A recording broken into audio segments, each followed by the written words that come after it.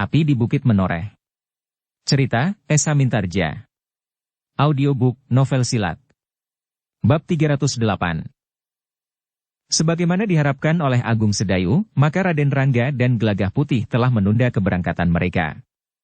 Sementara itu Agung Sedayu dan Kiai Jairaga pun telah mempersiapkan segala sesuatunya untuk mempertajam ilmu Gelagah Putih.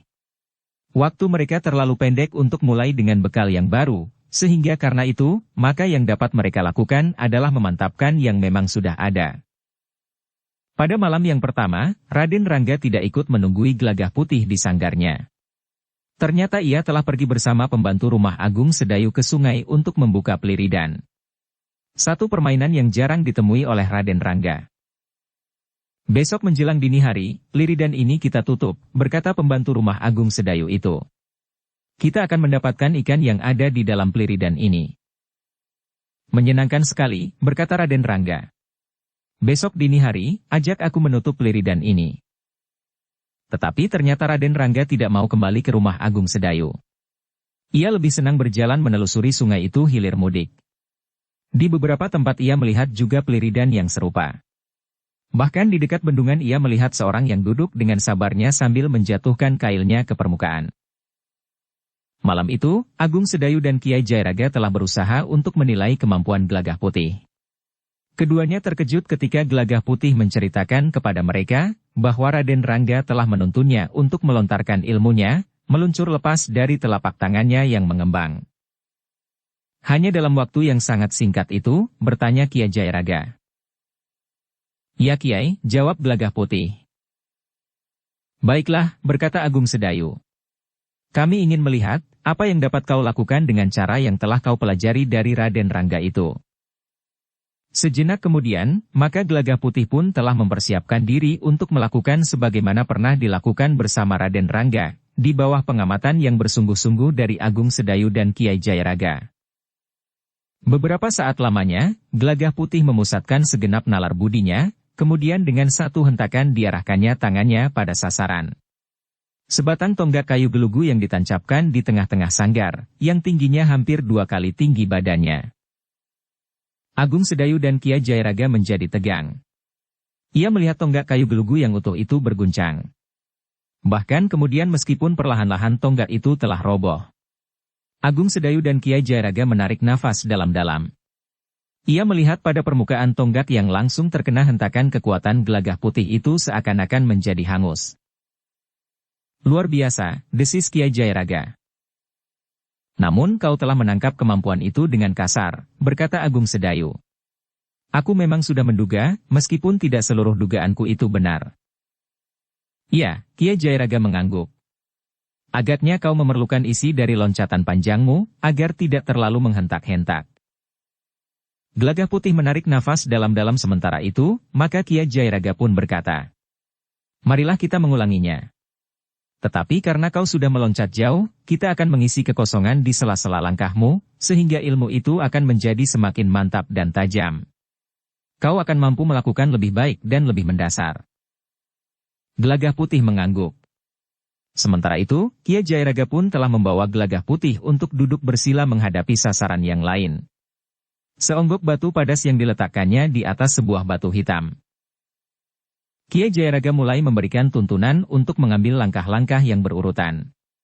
Dari bilangan pertama, meningkat ke bilangan kedua, ketiga dan selanjutnya, untuk mengisi langkah-langkah yang langsung pada loncatan langkah ke-10.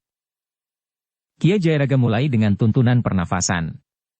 Penguasaan tenaga cadangan, pemusatan nalar budi, pemusatan sasaran, kemudian mengatur getaran di dalam dirinya, dan menyalurkannya pada telapak tangannya. Kau sudah melakukannya dengan kasar, berkata Kiai Jairaga. Sekarang kau lakukan dengan cara yang lebih lembut.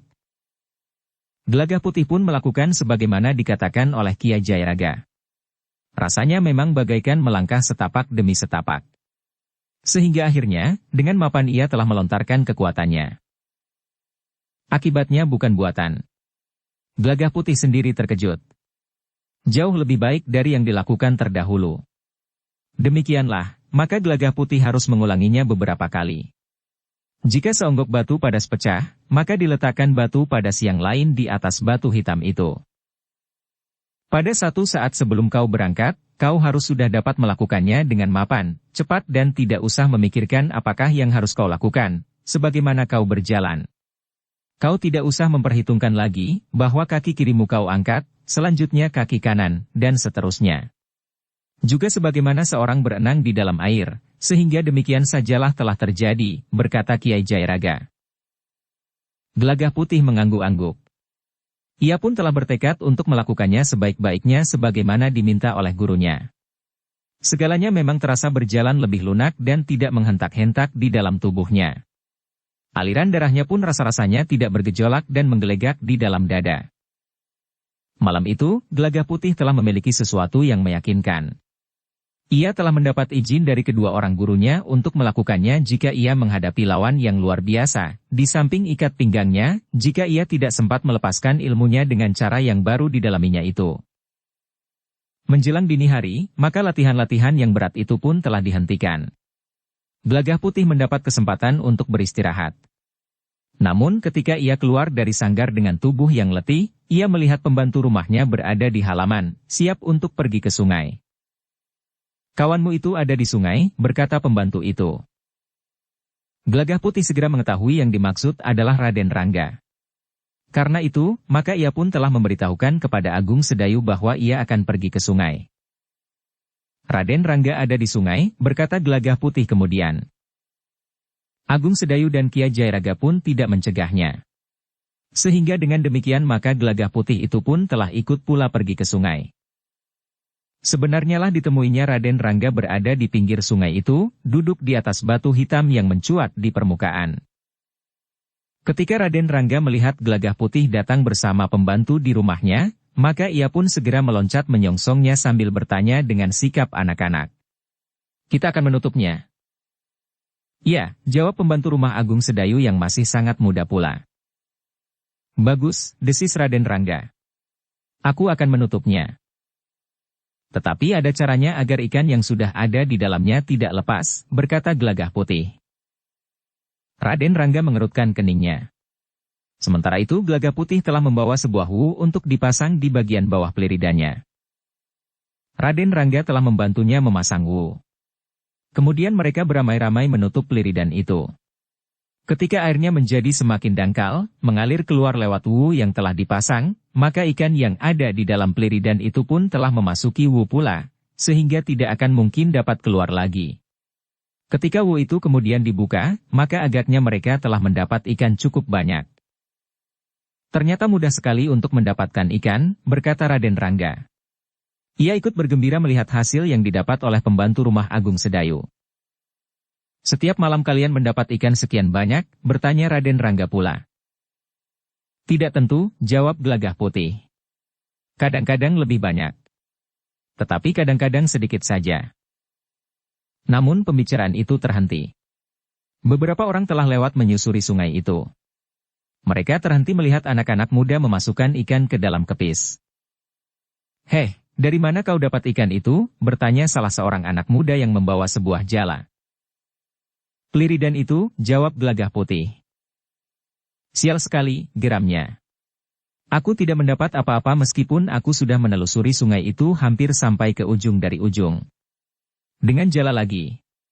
Kalian dengan sebuah peliridan mendapat begitu banyak. Nasib kita memang berbeda, jawab Gelagah Putih. Seorang di antara mereka tiba-tiba berkata, sebaiknya kita bagi saja. Kau tidak memerlukan ikan sebanyak itu. Berapa kau dapat ikan lele yang besar-besar itu? Ah, jawab Gelagah Putih, pendapatan kami pun tidak sebanyak malam kemarin. Apalagi kemarin kami mendapatkan seekor pelus sebesar lengan tanganku ini, di samping beberapa ekor ikan lele dan kutuk. Nah, berkata orang yang mau dibagi ikan itu. Kalau begitu kau sudah cukup banyak makan ikan. 2 buah jala kami tidak sedang mendapatkan ikan. Karena itu, berikan sebagian ikan itu. Setan, geram pembantu rumah Agung Sedayu. Kau kira kau dapat memaksa kami? Kenapa tidak, jawab anak itu sambil melangkah maju. Namun pembantu rumah Agung Sedayu itu bergeser beberapa langkah surut, sehingga Gelagah Putih dan Raden Rangga justru tertawa. Namun di luar dugaan, Gelagah Putih berkata, baiklah Kisanak. Ambillah. Tetapi agaknya kau bukan orang tanah perdikan ini. Orang itu termangu-mangu. Namun sekali lagi Gelagah Putih berkata, ambillah seberapa kau perlu. Ikan itu memang tidak terlalu banyak untuk dibagi. Karena itu, jika kau menghendaki, ambil saja semuanya. Orang itu justru menjadi termangu-mangu. Sementara anak yang bergeser mundur dengan agak cemas itu masih mengancam. Ambillah. Aku akan memukul kentongan. Semua orang tanah perdikan akan terbangun dan kalian akan ditangkap. Ah, jangan begitu, potong Gelagah Putih. Aku akan memukul kentongan sekarang, ancamnya lagi. Orang-orang yang membawa jala itu termangu-mangu. Namun mereka pun segera meninggalkan ketiga orang itu. Raden Rangga tertawa. Katanya, heh, kau anak berani. Kau pantas menjadi pembantu rumah Agung Sedayu dan Gelagah Putih. Kenapa? Bertanya anak itu. Kau akan dapat menjadi seorang yang pengpengen, jawab Raden Rangga. Gelagah Putih tidak mau mengajari aku berkelahi, jawab anak itu. Ia takut pada suatu saat akan aku kalahkan. Aku sudah mengajarimu, sahut Gelagah Putih. Kau hanya mengajari aku bantingan. Aku ingin dapat berkelahi dengan cara yang lebih baik, berkata anak itu. Gelagah Putih dan Raden Rangga tertawa. Tetapi anak itu justru bersungut-sungut sambil bergumam. Kau hanya sanggup-sanggup saja. Tetapi ada saja alasanmu untuk mengingkari. Apalagi kau selalu saja pergi entah kemana dengan 1000 alasan. Gelagah Putih dan Raden Rangga tertawa. Tetapi mereka tidak menyahut lagi. Demikianlah, maka ketiga orang itu pun telah bersiap-siap untuk pulang kembali. Sementara itu anak yang menjadi pembantu rumah Agung Sedayu itu berkata kepada Gelagah Putih. Kau tidak pernah berusaha mempertahankan milik kita. Dahulu aku pula yang harus berkelahi. Sekarang, aku pula yang mempertahankan. Aku jadi ragu apakah benar kau mampu berkelahi. Jika aku benar-benar kau ajari, maka aku pun akan menjadi seperti kau. Tidak berani mempertahankan hak sendiri. Gelagah Putih dan Raden Rangga masih saja tertawa tertahan. Sementara itu Gelagah Putih pun berkata, sudahlah. Marilah kita bawa ikan yang kita peroleh itu pulang. Aku akan membawa wunya. Sampai di rumah kita masih mempunyai waktu sedikit untuk tidur menjelang matahari terbit. Anak itu tidak menjawab. Ia pun kemudian membawa kepis yang berisi ikan di tangan kanan dan membawa wu di tangan kiri. Ketika Gelagah Putih minta wu itu untuk dibawanya, maka anak itu pun menjawab. Aku masih kuat membawanya. Cangkul itu, bertanya Gelagah Putih. Kaulah yang membawa, jawab anak itu. Dahi Gelagah Putih berkerut. Tetapi ia pun akhirnya tersenyum.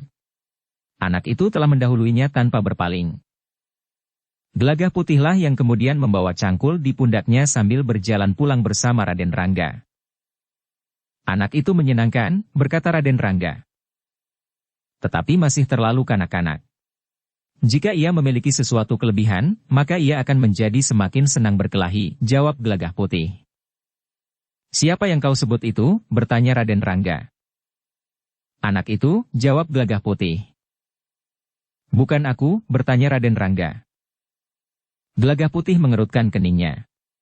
Namun ia pun kemudian tersenyum pula. Katanya, Raden sudah bukan anak-anak lagi. Gelagah Putih tertawa. Sementara itu anak yang membawa kepis dan wu itu sudah semakin jauh di depan. Sebenarnya lah bahwa ketika mereka sampai di rumah, mereka masih sempat berbaring-barang sejenak.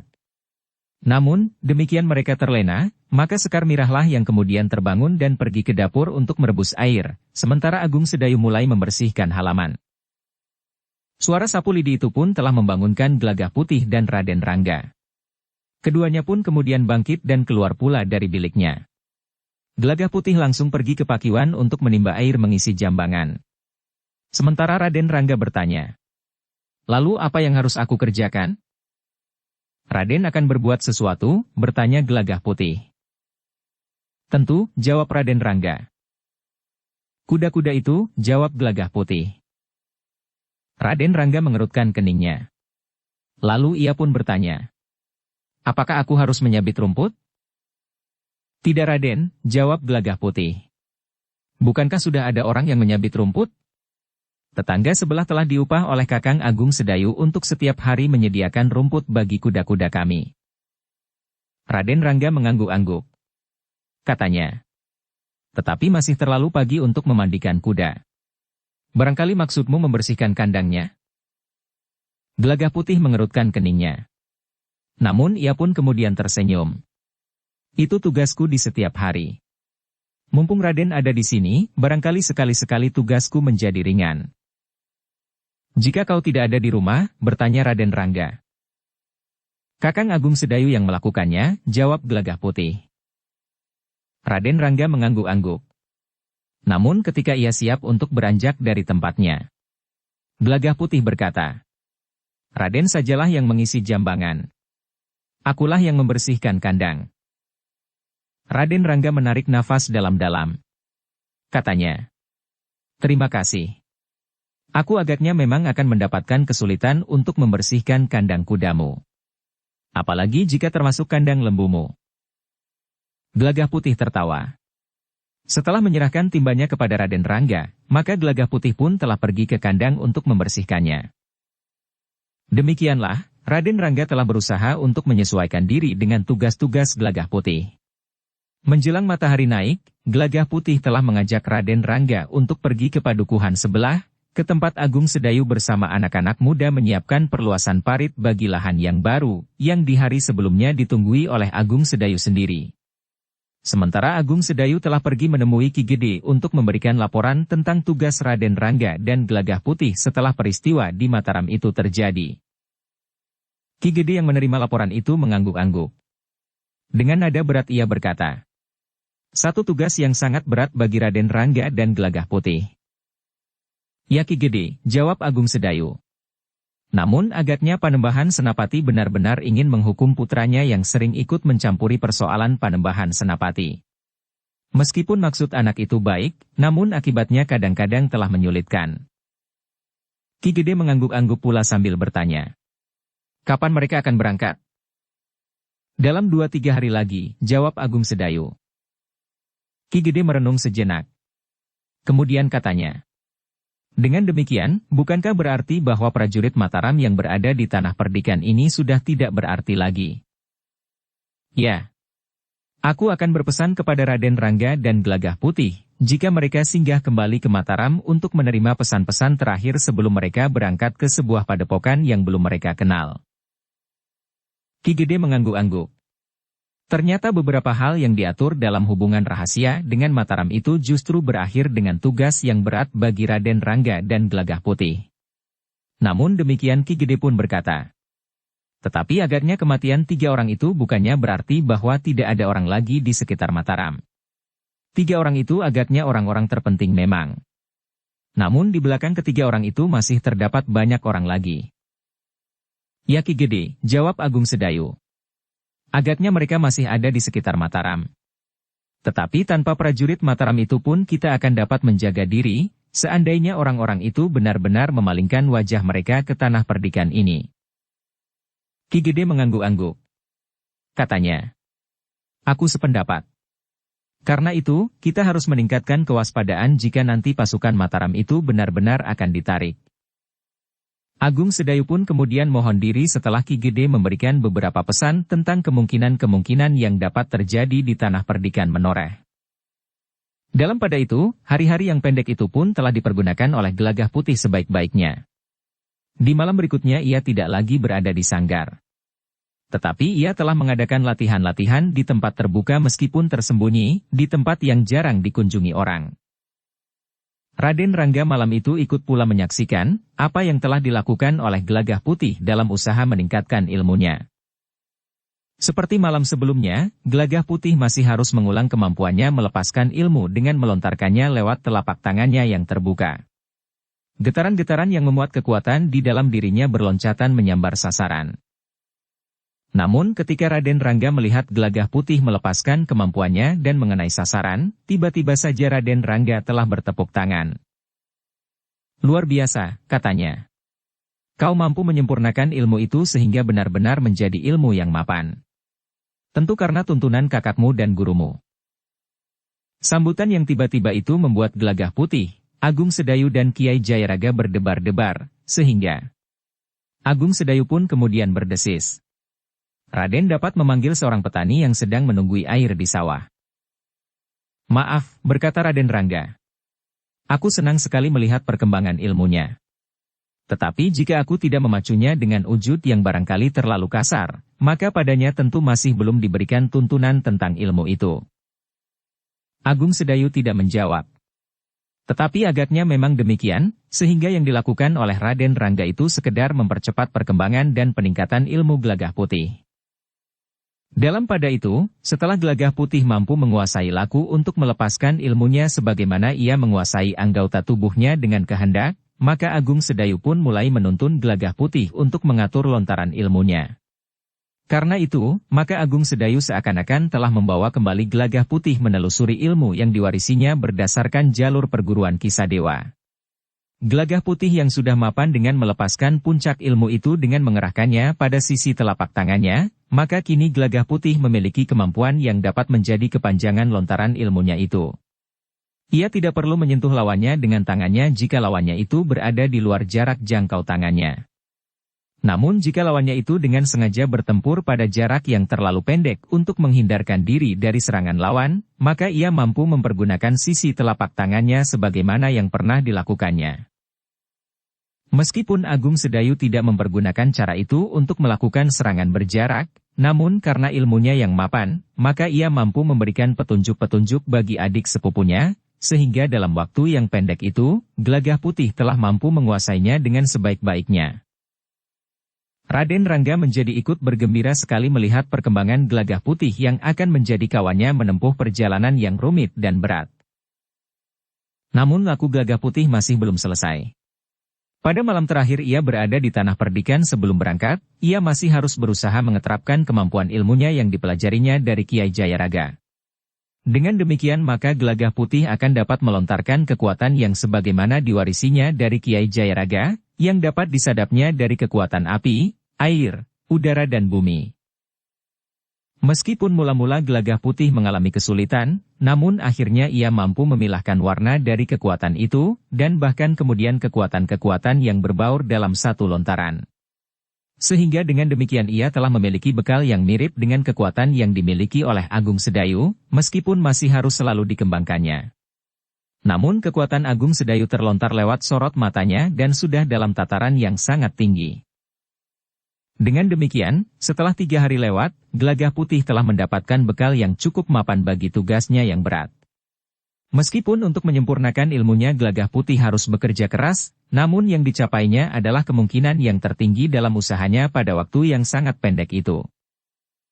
Karena itulah, maka Gelagah Putih pun segera mempersiapkan diri untuk berangkat melakukan tugas yang berat itu bersama Raden Rangga.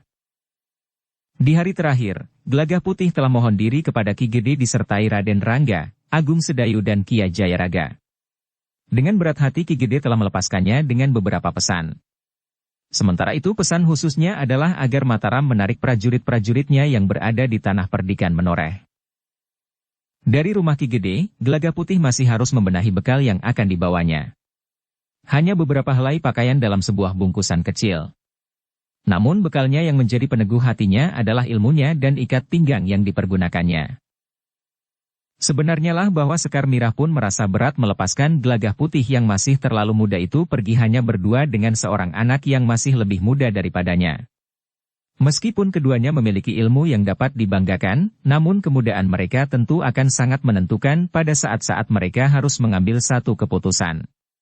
Sebanyak-banyaknya pengalaman di umur mereka, agaknya mereka masih jauh dari perbendaharaan pengalaman yang cukup. Tetapi Sekar Mirah tidak dapat menahan mereka, karena perintah telah diberikan oleh Panembahan Senapati sendiri. Demikianlah, maka Raden Rangga dan Gelagah Putih pun telah mohon diri untuk kembali ke Mataram. Kemudian mereka akan melanjutkan perjalanan mereka untuk menemukan jalur yang hilang karena 3 orang bersama-sama telah terbunuh pada saat mereka memasuki istana di Mataram. Ketika mereka telah berada di halaman, maka Agung Sedayu masih sempat berpesan. Gelagah Putih, apabila Raden Rangga tidak berkeberatan, maka kau masih dapat singgah barang 1-2 hari di Jati Anom. Meskipun mungkin perjalananmu tidak ke arah timur, namun untuk tugas yang penting ini kau dapat singgah dan minta diri kepada ayahmu. Tetapi barangkali ada baiknya kau singgah dan menghadap Kiai Gringsing.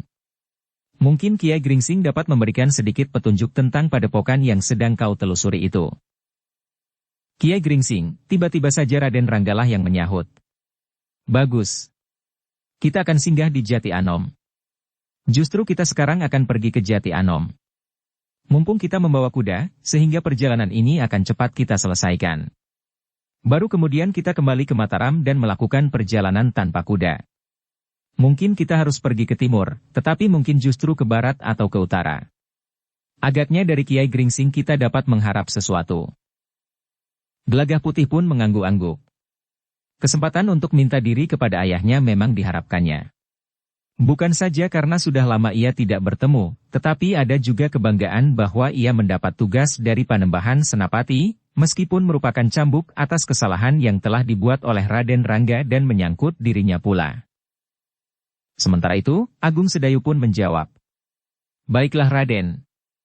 Jika Raden masih mempunyai waktu, maka Raden dapat langsung pergi ke Jati Anom. Mudah-mudahan Kiai Gringsing ada di padepokan kecilnya, atau setidak-tidaknya berada di Sangkal Putung. Demikianlah, dengan tiba-tiba kedua orang anak muda itu telah mengalihkan arah perjalanannya. Mereka tidak langsung ke Mataram, tetapi mereka akan singgah ke Jati Anom, sehingga dengan demikian maka kedatangan mereka di Mataram akan tertunda sehari. Sejenak kemudian, maka kedua orang anak muda itu pun telah meninggalkan Agung Sedayu, Kiai Jayaraga dan Sekar Mirah, yang telah memberikan beberapa pesan dan petunjuk. Kuda mereka yang tegar telah berderap menyusuri jalan padukuhan induk tanah perdikan menoreh. Belum lagi mereka meninggalkan gerbang pedukuhan induk itu, Raden Rangga telah mulai mengganggu. Kau memang terlalu manja. Kenapa? Bertanya Gelagah Putih. Kau lihat, seakan-akan tidak ada orang yang mempedulikan aku sama sekali jika aku pergi kemanapun, jawab Raden Rangga. Tetapi pada saat kau meninggalkan rumah, maka seisi rumah berdiri di regol, memberikan pesan agar kau berhati-hati, dan kemudian melambaikan tangan mereka jika kau berangkat. Sama sekali bukan kemanjaan, jawab Gelagah Putih. Hanya kebiasaan.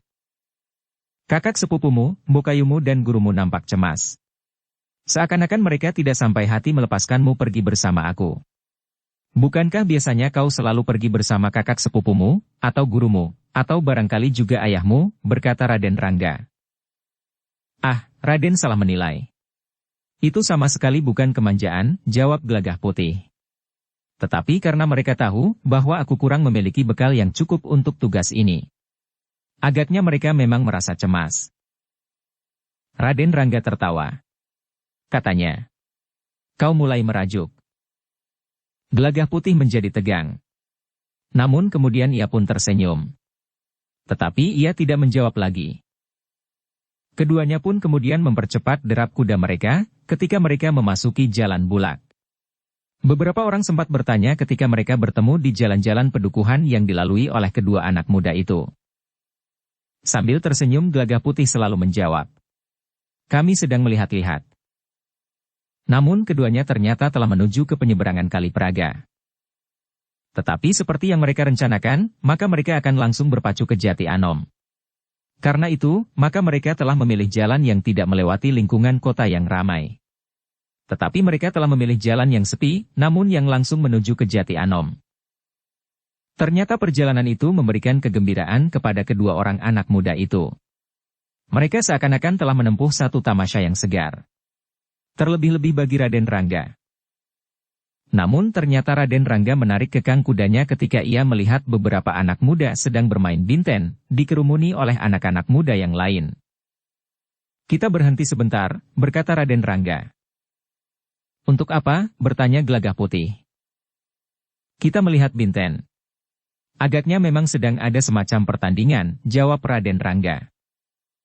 Gelagah Putih mengangguk kecil. Dipandanginya anak-anak muda yang sedang berkerumun di sawah yang baru saja dipetik hasilnya. Agaknya semacam kegembiraan setelah panen mereka berhasil, menjelang merti desa yang meriah, anak-anak muda mengadakan permainan tersendiri.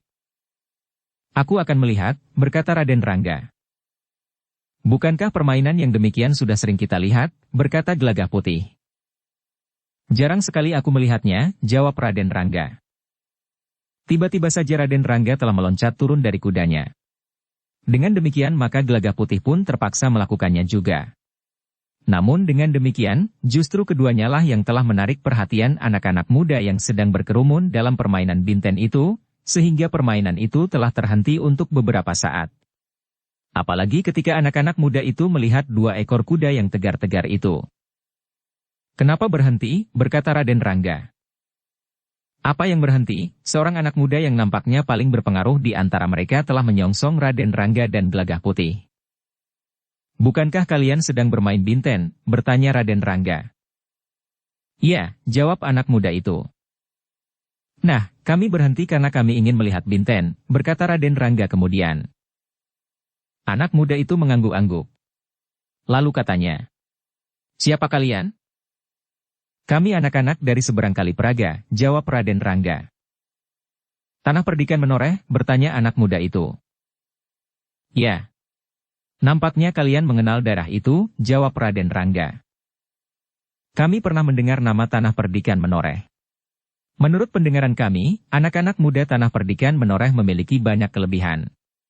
Bahkan menurut pendengaran kami, para pengawalnya telah bersama-sama dengan prajurit Mataram dalam satu medan, berkata anak muda itu. Ya, jawab Raden Rangga. Kami kadang-kadang berada dalam satu pasukan dengan para prajurit Mataram. Namun dalam pada itu Gelagah Putih menyahut. Namun agaknya cerita tentang Tanah Perdikan itu sudah dibesar-besarkan. Tidak banyak yang pernah kami lakukan. Mungkin kami pernah membantu serba sedikit. Anak muda itu mengangguk-angguk. Katanya, mungkin kau berkata dengan jujur. Ya. Aku berkata sebenarnya, jawab Gelagah Putih. Raden Rangga mengerutkan keningnya. Tetapi ia tidak menyahut lagi. Bahkan yang dikatakannya adalah, marilah. Kami ingin melihat permainan kalian.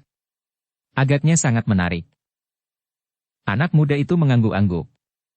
Namun tiba-tiba saja ia bertanya. Apakah kalian akan menunjukkan bahwa anak-anak muda dari Tanah Perdikan Menoreh mampu melebihi kami? Tidak, jawab Gelagah Putih dengan serta-merta. Kami hanya tertarik untuk melihatnya. Anak muda itu mengangguk-angguk. Sekali ia berpaling ke arah kuda-kuda yang tegar itu. Namun kemudian katanya. Baiklah. Tetapi jangan mengganggu. Kami memang sedang memilih orang terbaik di antara kami. Dalam perayaan Merti Desa nanti akan dipertandingkan binten antara orang-orang terbaik dari padukuhan-padukuhan. Raden Rangga dan Gelagah Putih pun telah mengikat kudanya pada sebatang pohon di pinggir jalan. Keduanya pun ikut pula turun ke sawah yang telah diambil hasilnya, untuk melihat anak-anak muda yang bermain binten. Kita akan melanjutkan permainan kita, berkata anak muda yang paling berpengaruh itu. Dengan demikian, maka seorang anak muda telah maju ke tengah-tengah arena. Ia berdiri tegak dengan kaki yang renggang. Seorang anak muda yang lain akan menghantam betisnya dengan kakinya. Seorang anak muda yang lain yang mengamati permainan itu agar tidak terjadi permainan yang menyimpang dari ketentuan. Sejenak kemudian kembali terdengar anak-anak muda itu bersorak. Mereka memilih seorang di antara mereka yang paling tahan mengalami serangan pada betisnya. 5 kali berturut-turut. Ternyata Raden Rangga telah tenggelam dalam permainan itu. Ia telah ikut bersorak-sorak sebagaimana anak-anak muda yang lain. Bahkan ikut melonjak-lonjak pula jika seorang anak muda yang kurang kuat telah terjatuh pada saat betisnya dihantam oleh seorang kawannya. Beberapa saat permainan itu telah berlalu. Gelagah Putih yang gelisah telah menggamit Raden Rangga sambil berkata, marilah. Kita akan melanjutkan perjalanan. Tunggu sampai terpilih orang terbaik, jawab Raden Rangga. Untuk apa? Bertanya Gelagah Putih. Tidak apa-apa, jawab Raden Rangga. Beberapa saat permainan berlangsung. Akhirnya anak-anak muda itu telah menemukan orang yang mereka cari. Seorang yang tidak dapat dijatuhkan oleh serangan-serangan pada betisnya. Ia tetap berdiri tegak meskipun harus menahan rasa sakitnya. Akhirnya sorak pun meledak. Anak-anak muda itu seakan-akan telah menyatakan kesepakatannya untuk memilih anak muda yang tidak dapat dijatuhkan oleh kawan-kawannya dengan serangan setiap kali 5 kali berturut-turut itu. Anak muda yang memiliki kelebihan dari kawan-kawannya itu telah menjadi sangat bangga. Diangkatnya kedua tangannya untuk menyatakan tanggapannya atas sorak yang bagaikan mengguncang sawah tempat mereka bermain. Namun ketegangan mulai mencengkam ketika anak yang menang itu tiba-tiba berkata, "Kita akan melihat, apakah benar anak-anak tanah perdikan menoreh mempunyai kelebihan." Sorak yang gemuruh itu pun mulai mereda. Semua orang kemudian berpaling kepada Raden Rangga dan Gelagah Putih. Namun dalam pada itu, Gelagah Putih berkata, "Sudahlah. Kami akan meneruskan perjalanan. Kau pantas menjadi pemenang, karena ketahanan kakimu yang luar biasa. Anak-anak tanah perdikan menoreh agaknya tidak ada yang sekuat kau. Tetapi cerita tentang tanah perdikan menoreh membuat kami di sini menjadi iri hati. Seakan-akan tanah perdikan menoreh adalah daerah terbaik di Mataram." "Sudah aku katakan. Itu berlebih-lebihan," jawab Gelagah Putih pula. "Jangan pergi," berkata anak muda yang menang itu. "Kita bermain binten." Adalah di luar dugaan ketika Raden Rangga bertepuk tangan sambil berkata, "Bagus. Jika kalian tetap menantang, marilah." "Aku memilih anak yang lebih besar," berkata anak muda yang menang itu sambil menunjuk Gelagah Putih. "Siapapun di antara kami," jawab Raden Rangga. Gelagah Putih menarik nafas dalam-dalam. Namun Raden Rangga berkata, "Nah, kaulah yang dipilih untuk ikut bermain binten." Dukung channel Novel Silat dengan subscribe, follow, like, komen dan share. "Aku tidak pernah bermain binten," jawab Gelagah Putih. "Sekarang kau akan mengalaminya," jawab Raden Rangga. Gelagah Putih termangu-mangu. Namun beberapa orang anak muda telah menarik tangannya dan membawanya ke tengah-tengah arena. Gelagah Putih memang tidak mempunyai pilihan lain. Ia harus melayani anak muda yang menang itu untuk bermain binten. "Kau akan bertahan lebih dahulu," berkata anak muda pemenang itu. "Aku akan menghantam betismu dengan kaki sebanyak 5 kali. Kawan-kawanku akan menjadi saksi, berapa kali kau terjatuh. Kemudian akulah yang akan bertahan. Siapakah yang terjatuh lebih banyak, ialah yang kalah." Gelagah Putih memang tidak mempunyai kesempatan untuk mengelak. Namun setelah ia berada di arena rasa-rasanya tidak ada niatnya untuk membiarkan dirinya menjadi bahan tertawaan anak-anak muda itu. Kemudaannya telah memanasi dadanya, sehingga karena itu maka Gelagah Putih pun berniat untuk tidak jatuh oleh anak muda yang dianggap sebagai pemenang dalam permainan itu. Sejenak kemudian, maka Gelagah Putih pun telah dipersilahkan untuk berdiri dengan kaki renggang. Anak-anak muda yang mengerumuni arena itu mulai bersorak-sorak.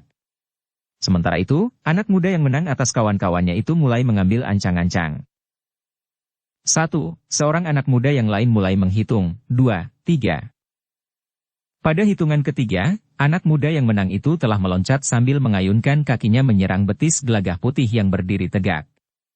Satu ayunan kaki yang keras sekali didorong oleh kebanggaannya sebagai pemenang, serta keinginannya untuk menunjukkan kelebihannya kepada kawan-kawannya atas anak muda dari tanah perdikan menoreh yang terkenal itu. Sesaat kemudian telah terjadi benturan yang sangat keras.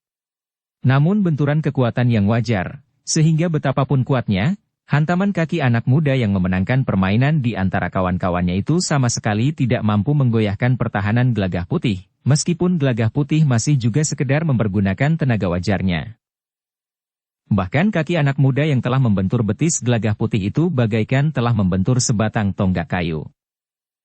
Terdengar anak muda itu mengaduh tertahan. Kakinya tiba-tiba saja telah ditariknya sehingga ia pun telah terputar setengah lingkaran. Kemudian tanpa dapat menahan diri ia telah terduduk di tanah. Kedua belah tangannya telah memegangi tulang kakinya yang bagaikan menjadi retak. Beberapa orang kawannya memandanginya dengan tegang. Ketika ia terjatuh duduk di tanah, maka seorang kawannya berjongkok di sebelahnya sambil bertanya, "Kenapa?" Anak itu masih menyeringai sambil mengusap tulang kakinya yang terasa sakit sekali. Dengan suara bergetar ia berkata, "Apakah kaki anak-anak tanah perdikan menoreh terbuat dari batu?" Gelagah Putih menarik nafas dalam-dalam. Sebenarnya lah ia tidak ingin menyakiti anak muda itu. Tetapi ia memang tidak berbuat sesuatu dengan berlebihan. Ia masih bertahan dengan kekuatan wajarnya. Namun karena wadaknya telah mengalami latihan-latihan yang mapan, maka wadaknya pun memiliki kelebihan dari wadak anak-anak muda kebanyakan. Karena tanpa wadak yang lebih baik dari orang kebanyakan, maka itu tidak akan mampu mendukung kemampuan ilmu yang sangat tinggi, yang tersimpan di dalam diri Gelagah Putih. Anak-anak muda yang berkerumun itu pun menjadi berdebar-debar. Mereka tidak mengira bahwa pada benturan yang pertama, kawannya yang dianggapnya anak muda terbaik dalam permainan itu telah dapat dijatuhkan, justru pada saat anak muda itu sedang menyerang. Sejenak anak muda itu masih mengurut kakinya. Namun kemudian ia pun telah berusaha untuk berdiri tegak dan melupakan perasaan sakitnya. Sambil menggeram ia berkata, "Jangan berbangga karena kejadian ini. Aku memang salah mengambil langkah, sehingga kakiku hampir saja terkilir. Bersiaplah.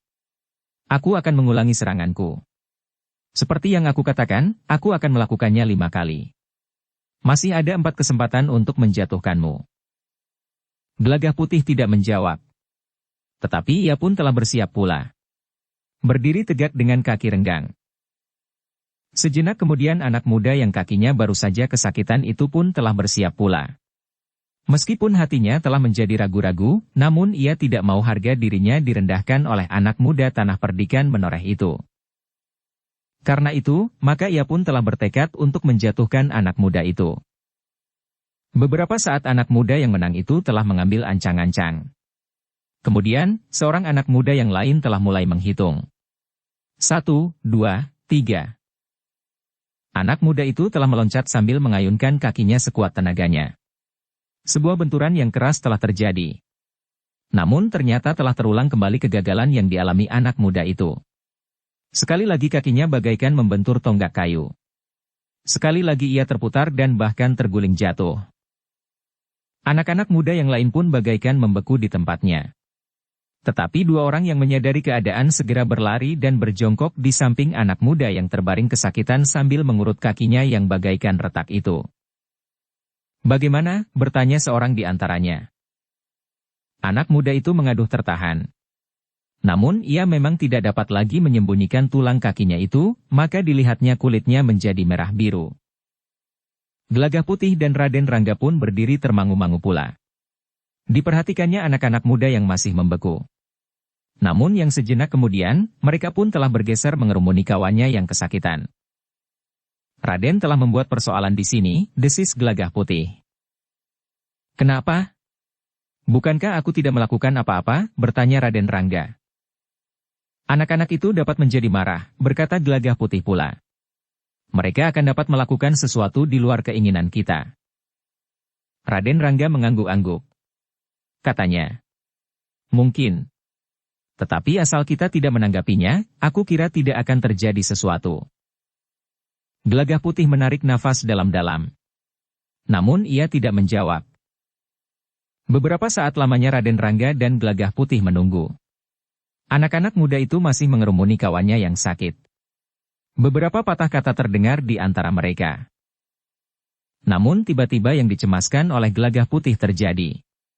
Anak muda yang paling berpengaruh di antara mereka itu pun telah menyibak kawan-kawannya. Dengan wajah tegang ia berdiri menghadap ke arah Gelagah Putih dan Raden Rangga. Dengan lantang ia berkata, "Jangan berbangga anak-anak muda dari daerah yang terbaik di Mataram. Mungkin kau dapat menyombongkan diri di tempat lain, tetapi tidak di sini.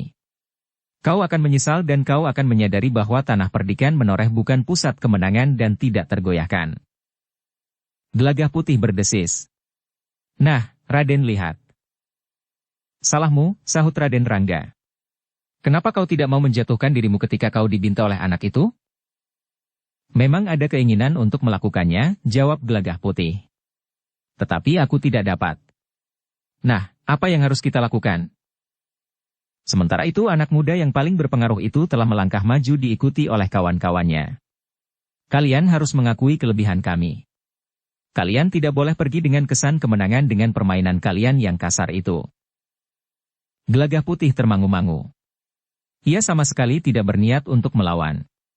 Jika terjadi perkelahian maka tentu akan menimbulkan kesan bahwa orang-orang Tanah Perdikan Menoreh yang merasa dirinya lebih baik dari yang lain, telah bertindak sewenang-wenang. Namun tiba-tiba Raden Rangga berkata, "Kita lari saja. Kita tentu akan dapat mencapai kuda kita jauh lebih cepat dari anak-anak itu." Gelagah Putih mengerutkan keningnya. Namun ia pun kemudian mengangguk. Sementara itu Gelagah Putih telah melihat anak-anak muda itu saling berpencar.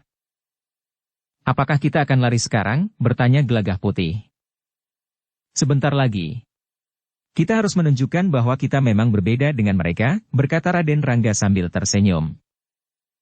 Gelagah Putih mengangguk. Memang kemudaannya pun ingin berbuat demikian. Lari tanpa melawan, tetapi meninggalkan kesan kelebihan pada anak-anak muda itu. Selangkah demi selangkah anak-anak muda yang berkumpul di sawah itu melangkah maju sambil memencar. Namun beberapa saat kemudian Raden Rangga dan Gelagah Putih pun telah bergeser mundur. "Kalian tidak akan dapat lari," berkata anak muda yang paling berpengaruh itu. "Kalian harus berkelahi. Kalah atau menang. Jika kalian menang, maka kami baru percaya bahwa Tanah Perdikan Menoreh memang merupakan lumbung dari orang-orang perkasa, termasuk anak-anak mudanya." Gelagah Putih dan Raden Rangga tidak menjawab. Sementara itu anak-anak muda yang menebar itu menjadi semakin dekat. Namun pada saat lingkaran anak-anak muda itu hampir mengepung Raden Rangga dan Gelagah Putih, maka Raden Rangga pun berdesis, "Marilah." Raden Rangga dan Gelagah Putih telah meloncat meninggalkan tempatnya. Mereka melarikan diri menuju ke kuda mereka. Namun anak-anak muda itu tidak membiarkannya. Mereka pun telah mengejar kedua anak Tanah Perdikan itu. Bahkan beberapa orang berteriak, "Jangan lari. Tidak ada gunanya." Sebenarnya lah anak-anak muda itu hampir menangkap Gelagah Putih yang lari di belakang Raden Rangga. Namun tiba-tiba Raden Rangga berkata, "Sekarang." Gelagah Putih tahu maksud Raden Rangga. Karena itu, maka ia pun telah mengerahkan tenaga dalamnya untuk mendorong kakinya berlari secepat tatit yang meloncat di udara. Anak-anak muda yang mengejar keduanya pun terkejut bukan buatan. Bahkan mereka justru tertegun diam. Seakan-akan mereka telah melihat sesuatu di luar jangkauan nalarnya. Kedua orang anak muda yang mengaku dari Tanah Perdikan Menoreh itu bagaikan anak panah yang dilontarkan oleh busurnya. Tiba-tiba saja keduanya telah berada di punggung kuda mereka yang tinggi tegar. Anak-anak itu tidak sempat melihat bagaimana mereka melepas tali ikatan kuda itu pada batang-batang pohon, dan apalagi bagaimana keduanya naik ke punggung kuda mereka. Raden Rangga dan Gelagah Putih yang sudah berada di punggung kudanya memandang anak-anak muda yang termangu-mangu itu. Mereka ternyata telah membuat anak-anak muda itu kebingungan. Yang terjadi adalah demikian cepatnya. "Nah, Kisanak," berkata Raden Rangga. "Kami minta maaf bahwa kami tidak dapat melayani permainan yang lebih kasar lagi. Lebih baik kami meneruskan perjalanan kami agar kami tidak dianggap berbuat salah. Mudah-mudahan kami sempat melihat pertandingan binten yang akan dilakukan antar padukuhan di hari Merti Desa." "Heh, kapan Merti Desa itu berlangsung?" tiba-tiba Gelagah Putih pun bertanya. Anak-anak muda itu bagaikan membeku. Namun ketika Gelagah Putih mengulangi, maka anak muda yang berdiri di paling depan pun menjawab, "Sepekan lagi." "Mudah-mudahan kami sempat lewat padukuhan ini," berkata Gelagah Putih. "Tidak di sini," jawab anak muda itu. "Tetapi di padukuhan sebelah utara Bulak Panjang itu." "Baik. Mudah-mudahan kami mempunyai kesempatan," berkata Raden Rangga. Lalu katanya sambil melambaikan tangannya, "Sudahlah. Kami akan melanjutkan perjalanan kami. Kalian tidak usah mengejar kami, sebab lari kuda kami 1000 kali lebih cepat dari langkah kaki kalian." Raden Rangga pun mulai menggerakkan kekang kudanya. Sementara Gelagah Putih pun melakukan hal yang sama. Perlahan-lahan kuda mereka mulai bergerak. Semakin lama semakin cepat, sementara anak-anak muda yang berada di sawah yang baru saja dipetik hasilnya itu menyaksikan dengan jantung yang berdebaran. Anak-anak muda itu menjadi semakin berdebar-debar ketika mereka melihat kedua anak muda yang berkuda itu berhenti. Raden Rangga sempat meloncat turun. "Apa yang akan Raden lakukan?" bertanya Gelagah Putih. Raden Rangga tidak menjawab. Tetapi ia pun telah melangkah ke sebuah tugu batu setinggi tubuh Raden Rangga sendiri, yang agaknya merupakan batas lingkungan padukuhan. Diangkatnya tugu batu itu dan diletakkannya di tengah jalan. "Untuk apa itu Raden lakukan?" bertanya Gelagah Putih. Raden Rangga hanya tertawa saja. Namun sejenak kemudian ia pun telah meloncat naik ke punggung kudanya dan melanjutkan perjalanan. "Raden masih saja nakal," desis Gelagah Putih. "Aku ingin memberi pekerjaan anak-anak itu. Biarlah mereka mengangkat kembali batu itu ke tempatnya semula," jawab Raden Rangga sambil tertawa. Gelagah Putih hanya menarik nafas dalam-dalam. Sementara kuda mereka pun berjalan semakin lama semakin jauh dari padukuhan itu. Sebenarnya lah sebagaimana dikatakan oleh Raden Rangga, anak-anak muda padukuhan itu tidak sempat meneruskan permainan mereka. Mereka harus mengangkat kembali batu itu dan menempatkannya di tempatnya semula. Namun mereka tidak tahu apa yang sebenarnya telah terjadi.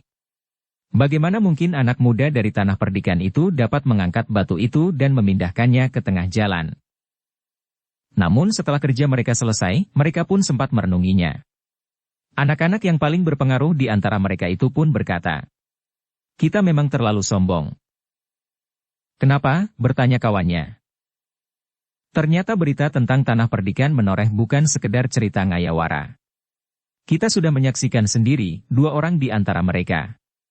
Mereka sempat menunjukkan kepada kita kelebihan yang sulit dijangkau oleh nalar kita, tanpa melayani sikap sombong kita. Coba bayangkan. Seandainya keduanya bersedia menerima tantangan kita, dan kita harus berkelahi melawan mereka, apakah yang akan terjadi atas kita? Bertanya anak muda itu. Kawan-kawannya mengangguk-angguk. Anak muda yang menang dalam permainan binten itu pun berkata, "Aku belum pernah mengalaminya. Betisnya benar-benar seperti tonggak kayu yang sangat keras. Kakiku menjadi seakan-akan remuk." "Dan kau lihat bagaimana mereka berlari ke kuda mereka?" bertanya anak muda yang paling berpengaruh.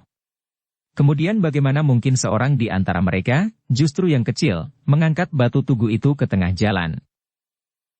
Seorang di antara anak-anak muda itu pun berkata, "Satu pengalaman buat kita.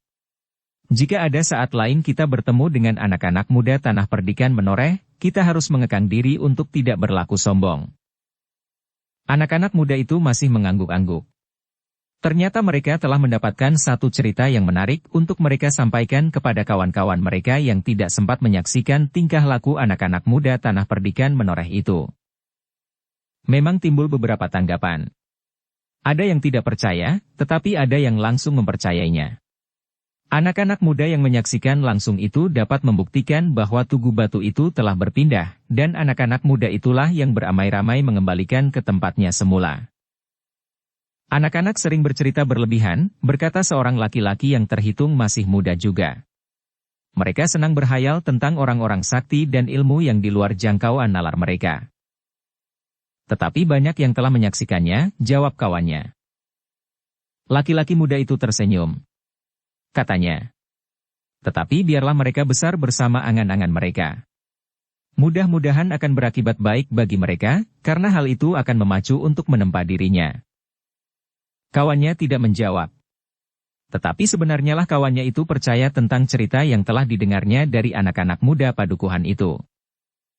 Sementara itu, anak-anak muda itu pun di luar sadar benar-benar mengharap agar kedua anak muda tanah perdikan itu kelak hadir di dalam pertandingan yang akan diadakan antara beberapa padukuhan. Mereka akan merasa bangga bahwa mereka mengenal dua orang anak muda yang memiliki kelebihan dari anak-anak muda yang lain. Apalagi keduanya datang dari tempat yang memang sudah dikenal, tanah perdikan menoreh. Dalam pada itu, Raden Rangga dan Gelagah Putih telah berkuda semakin jauh dari padukuhan itu. Mereka menyusuri jalan-jalan bulak yang panjang dan sekali-sekali memasuki padukuhan. Di sepanjang jalan kuda-kuda mereka memang sangat menarik perhatian, karena jarang sekali orang-orang di sepanjang perjalanan itu menjumpai jenis kuda yang demikian. Ketika keduanya kemudian sampai di penyeberangan Kali Opak, maka mereka pun telah berhenti sejenak untuk memberi kesempatan kuda mereka minum, makan rerumputan segar dan beristirahat. Sementara itu, air sungai tidak begitu deras, karena sepertinya tidak ada hujan di lereng Gunung Merapi. Karena itu, maka orang-orang yang menyeberang Kali Opak masih belum memerlukan rakit. Beberapa saat keduanya duduk di bawah sebatang pohon yang rindang sambil mengamati air sungai yang tidak begitu deras. Di sebuah tikungan air mereka melihat seorang yang sedang duduk sambil memegang kail. Panas matahari sama sekali tidak terasa di tubuhnya. Aneh juga orang mengail itu, desis Raden Rangga. Kenapa? Bertanya Gelagah Putih. Di tanah perdikan menoreh, ketika aku ikut pembantu di rumahku ke sungai, seorang tengah mengail di gelapnya malam tanpa menghiraukan dinginnya udara. Sementara itu, orang itu tidak merasakan betapa panas matahari menyentuhnya. Sebenarnya berapa banyak ikan yang didapatnya dengan mengail itu? Bertanya Raden Rangga. Memang ada orang yang mengail karena benar-benar ingin mendapatkan ikan. Tetapi ada juga orang yang mengail tanpa memikirkan apakah ia akan mendapatkan ikan atau tidak, jawab Gelagah Putih. Raden Rangga mengangguk kecil. Ia mengerti maksud Gelagah Putih. Ia pun tahu bahwa kadang-kadang mengail hanya merupakan laku untuk melatih diri dengan berbagai macam tujuan. Karena itu Raden Rangga tidak bertanya lagi. Namun tiba-tiba saja ia melihat walesan kail itu tiba-tiba melengkung. Dengan sigapnya orang yang mengail itu mengatur benang kailnya untuk menguasai ikan yang telah tersangkut di kailnya. Beberapa saat terjadi kesibukan. Namun akhirnya perlahan-lahan orang itu menguasainya juga. Menilik tarikan pada walesan kailnya, ikan yang didapatnya tentu ikan yang besar, berkata Gelagah Putih. Ya, sahut Raden Rangga.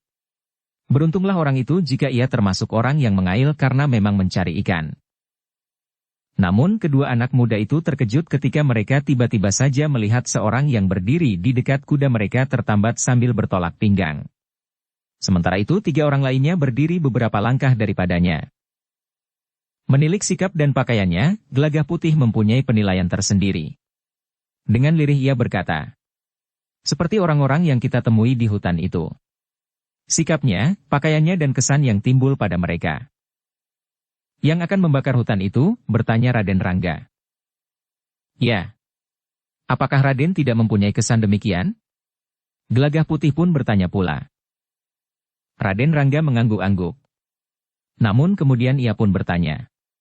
Kisanak, apakah kalian tertarik kepada kuda kami itu? Ya, sahut orang itu. Kuda kalian bagus sekali. Jarang ada orang yang memiliki kuda seperti itu. Ya. Kuda itu memang kuda yang baik sekali, jawab Raden Rangga. Gelagah Putih menarik nafas dalam-dalam. Namun ia pun kemudian berbisik. Jangan timbul persoalan. Waktu kita tidak terlalu banyak. Raden Rangga tersenyum. Namun kemudian ia berdesis. Baiklah.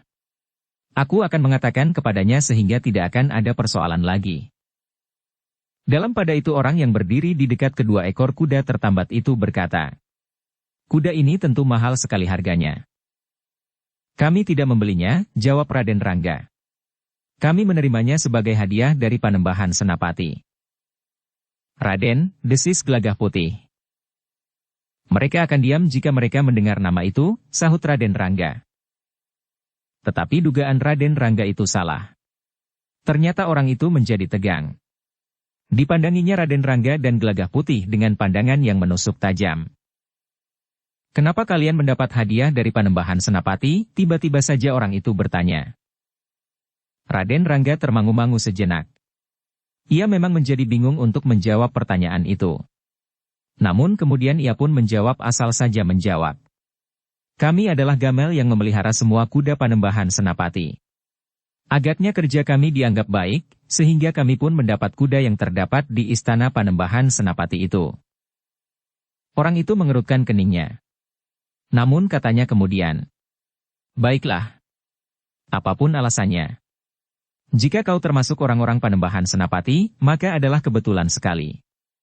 Sebenarnya aku hanya sekedar mengagumi kuda-kuda itu. Tetapi justru karena kalian adalah gamel yang memelihara kuda Panembahan Senapati, maka aku memang akan membuat perkara. Kuda-kuda itu aku minta. Raden Rangga mengerutkan keningnya. Sementara Gelagah Putih pun menarik nafas dalam-dalam. Tetapi ia sadar bahwa persoalan yang sedang dihadapi itu memang bukan sekedar persoalan kuda sebagaimana pernah dihadapinya. Namun untuk sesaat keduanya justru bagaikan membeku. Mereka hanya memandangi saja orang yang berdiri di dekat kedua ekor kuda mereka yang tertambat. Nah, anak-anak manis, berkata orang itu. Tinggalkan kuda kalian. Laporkan kepada Panembahan Senapati bahwa beberapa orang yang kebetulan kalian jumpai di Kali Opak telah merampas kuda kalian. Raden Rangga menarik nafas dalam-dalam. Namun setapak ia maju sambil berkata, Kisanak, jangan begitu kasar. Kau tentu mengerti bahwa jika kami kehilangan kuda-kuda itu, maka Panembahan Senapati tentu akan sangat marah kepada kami berdua. Apakah kau menganggap bahwa yang aku lakukan ini terlalu kasar? Bertanya orang itu. Jika demikian, bertanyalah kepada Panembahan Senapati. Apakah selama ini ia tidak bertindak terlalu kasar terhadap orang-orang dari Bangwetan dan pesisir? Apa maksudmu? Bertanya Raden Rangga. Anak dungu. Kau memang tidak akan mengerti. Tetapi pergilah. Tinggalkan kuda-kuda ini, atau kalian akan mengalami nasib yang buruk. Aku dapat berbuat kasar melampaui kekasaranku sekarang ini, berkata orang itu. Jangan begitu, minta Raden Rangga. Aku akan pergi. Tetapi kembalikan kuda kami. Aku memerlukan kudamu sebagai satu alasan untuk membuat perkara dengan Panembahan Senapati, jawab orang itu. Kau aneh, berkata Raden Rangga. Jika kau memang ingin membuat persoalan dengan Panembahan Senapati, kenapa kau tidak pergi saja ke Mataram? Tantang Panembahan Senapati untuk berperang tanding. Aku kira ia tidak akan menolak. Jangan ajari aku, bentak orang itu. Pergi, atau aku akan membunuhmu. Aku tidak akan pergi dan aku tidak mau dibunuh, jawab Raden Rangga. Anak setan, geram orang itu. Baiklah. Agaknya perkara yang akan terjadi akan lebih panas jika aku mengambil kudamu dan membunuhmu berdua. Raden Rangga menjadi marah. Dengan nada keras ia berkata, Kaulah yang pergi. Jangan membuat aku marah. Aku dan saudaraku tergesa-gesa. Kami tidak punya waktu untuk bergurau dengan cara seperti ini. Orang itu pun telah membentak pula. Tutup mulutmu setan kecil. Kau berani bersikap menantang begitu, heh? Kau kira aku siapa? Raden Rangga ternyata semakin tidak senang melihat tingkah laku orang itu. Kemarahannya agaknya tidak tertahankan lagi. Tiba-tiba saja ia sudah meraih sebutir batu sebesar telur itik. Dengan serta-merta ia telah melempar orang itu dengan batu itu. Ternyata akibatnya sangat mengejutkan. Batu itu tepat mengenai dada orang yang ingin merampas kudanya. Yang terdengar adalah keluhan kesakitan. Kemudian ternyata tubuh itu telah roboh bagaikan batang pisang yang ditebang. Raden, desis Gelagah Putih. Wajah Raden Rangga menegang. Dipandanginya tiga orang yang lain yang berdiri termangu-mangu menyaksikan kawannya yang roboh itu. Sementara itu, Raden Rangga dan Gelagah Putih pun menjadi semakin gelisah. Nampaknya orang yang dikenai batu oleh Raden Rangga itu menjadi parah. Apakah orang itu mati? Desis Raden Rangga. Gelagah Putih tidak menyahut. Namun sementara itu Raden Rangga pun berkata, Marilah. Kita lanjutkan perjalanan. Keduanya pun kemudian bergegas pergi ke kuda mereka, sementara ketiga orang kawan dari orang yang dikenai batu oleh Raden Rangga itu pun tiba-tiba menyadari keadaan. Dengan serta-merta mereka telah meloncat ke arah Raden Rangga dan Gelagah Putih. Tetapi langkah mereka terhenti, ketika tiba-tiba saja Raden Rangga telah menjulurkan tangannya. Seleret sinar menyambar pasir tepian di hadapan ketiga orang yang mendekatinya itu. Tepian itu pun seakan-akan telah meledak, sehingga ketiga orang itu pun justru telah berloncatan mundur. Kesempatan itu telah dipergunakan oleh Raden Rangga dan Gelagah Putih untuk mengambil kudanya dan sekaligus meloncat naik. Ketika kuda mereka mulai berpacu, Raden Rangga sempat berkata, Lihat kawanmu. Apakah ia hidup atau mati? Keduanya pun segera memacu kudanya. Namun Raden Rangga masih sempat melihat orang yang sedang mengail. Orang itu berdiri dengan tubuh gemetar. Kailnya telah terlepas dari tangannya. Sejenak kemudian kedua orang anak muda itu telah menjadi semakin jauh. Sementara ketiga orang yang termangu-mangu di tepian hanya dapat memandangi mereka sambil mengumpat. Tidak mungkin lagi untuk mengejar keduanya yang berada di atas punggung kuda yang tinggi tegar. Dengan demikian maka yang dilakukan oleh ketiga orang itu kemudian adalah berjongkok di samping kawan mereka yang terbaring diam. Namun ternyata bahwa mereka bertiga tidak mampu lagi berbuat sesuatu. Orang itu sudah terbunuh. Dari mulutnya mengalir darah merah yang kehitam-hitaman. Kemarahan bagaikan meledak di dada ketiga orang itu.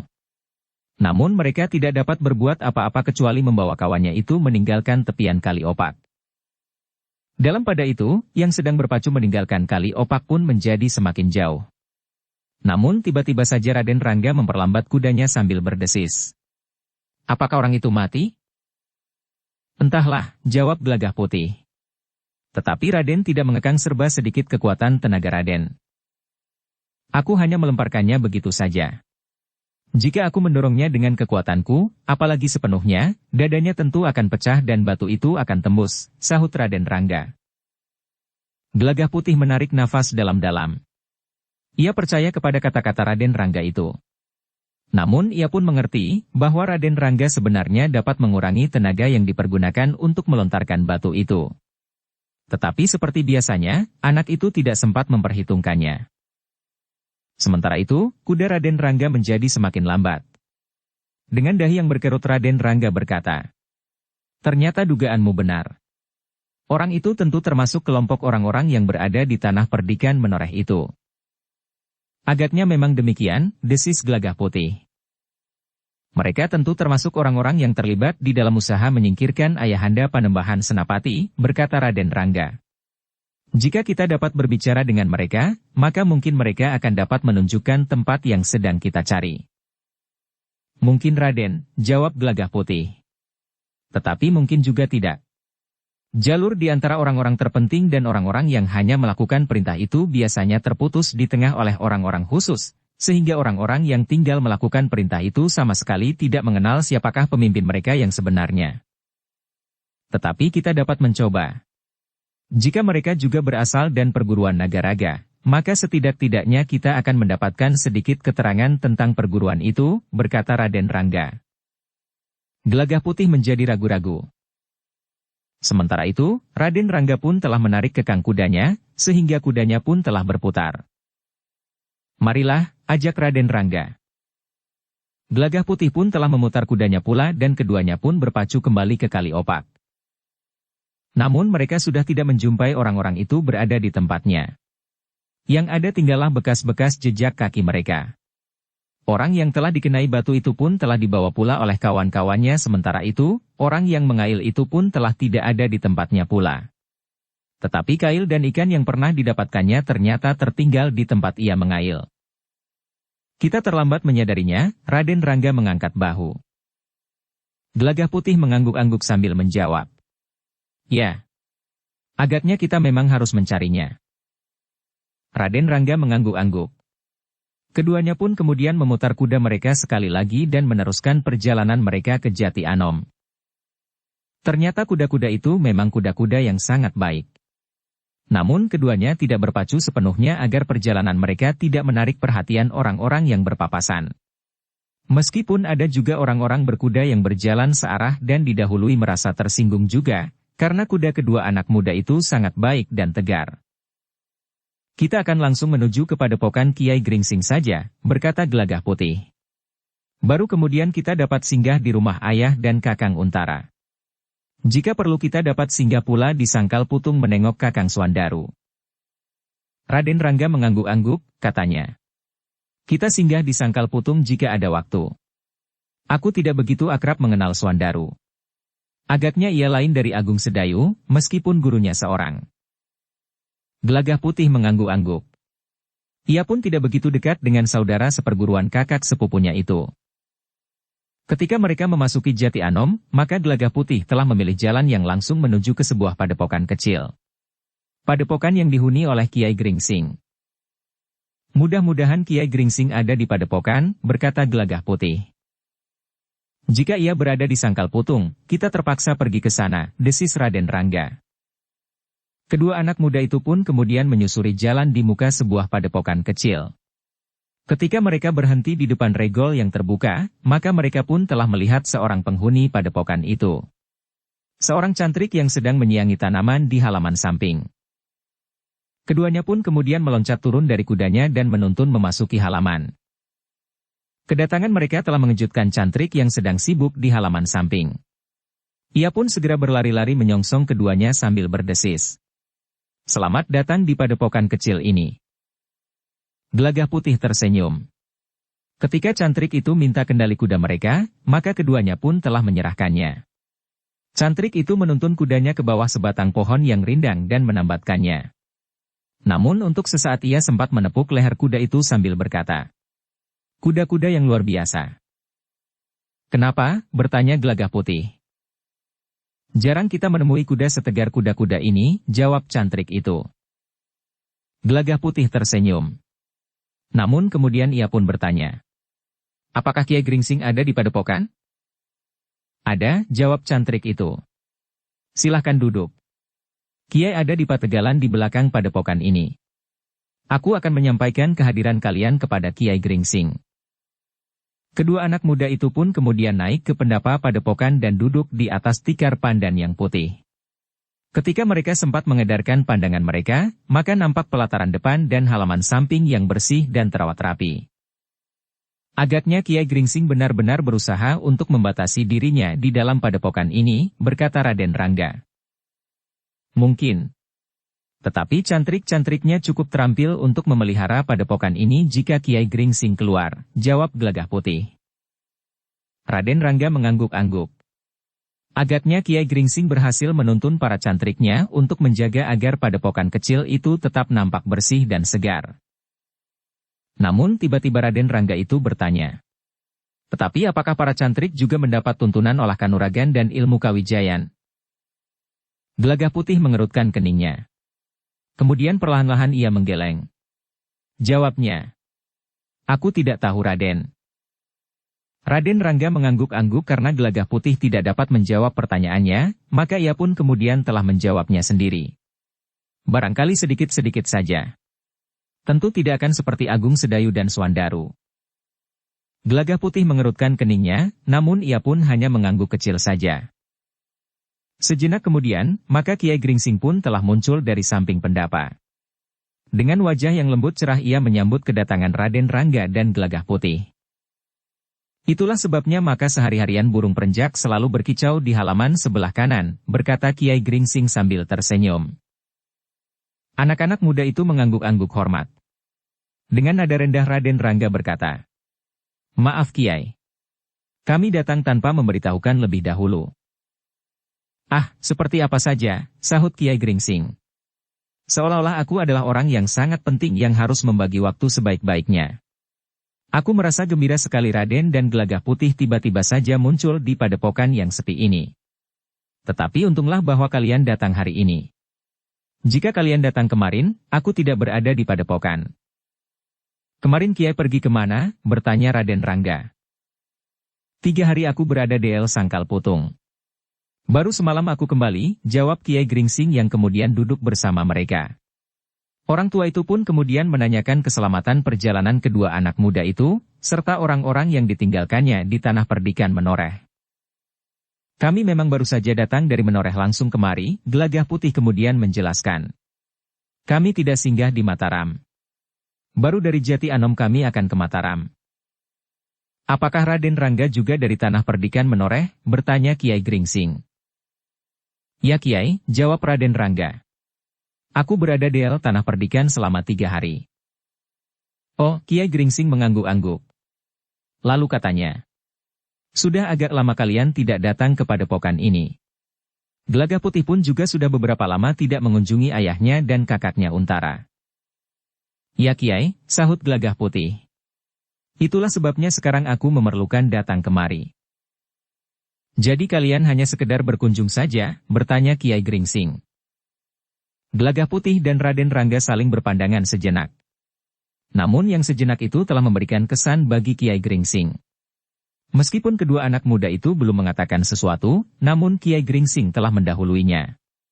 "Baiklah. Aku tahu, ada sesuatu yang akan kalian katakan.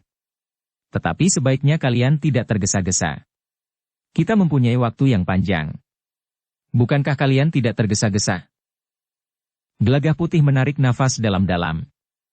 Namun kemudian katanya, "Kiai, kami memang mempunyai keperluan. Namun kami memang tidak tergesa-gesa, karena aku masih akan mengunjungi ayah dan kakang Untara." Kiai Gringsing mengangguk-angguk. Lalu katanya, "Jika demikian kita tidak perlu membicarakan sekarang. Kalian tentu masih lelah dan ingin beristirahat." Gelagah Putih dan Raden Rangga tersenyum. Sementara itu Raden Rangga berkata, "Nampaknya memang segar sekali beristirahat di padepokan kecil ini, Kiai. Rasa-rasanya kami ingin melihat-lihat barang sejenak." "Sebentar Raden," jawab Kiai Gringsing. "Para cantrik baru mempersiapkan sekedar penawar haus bagi Raden."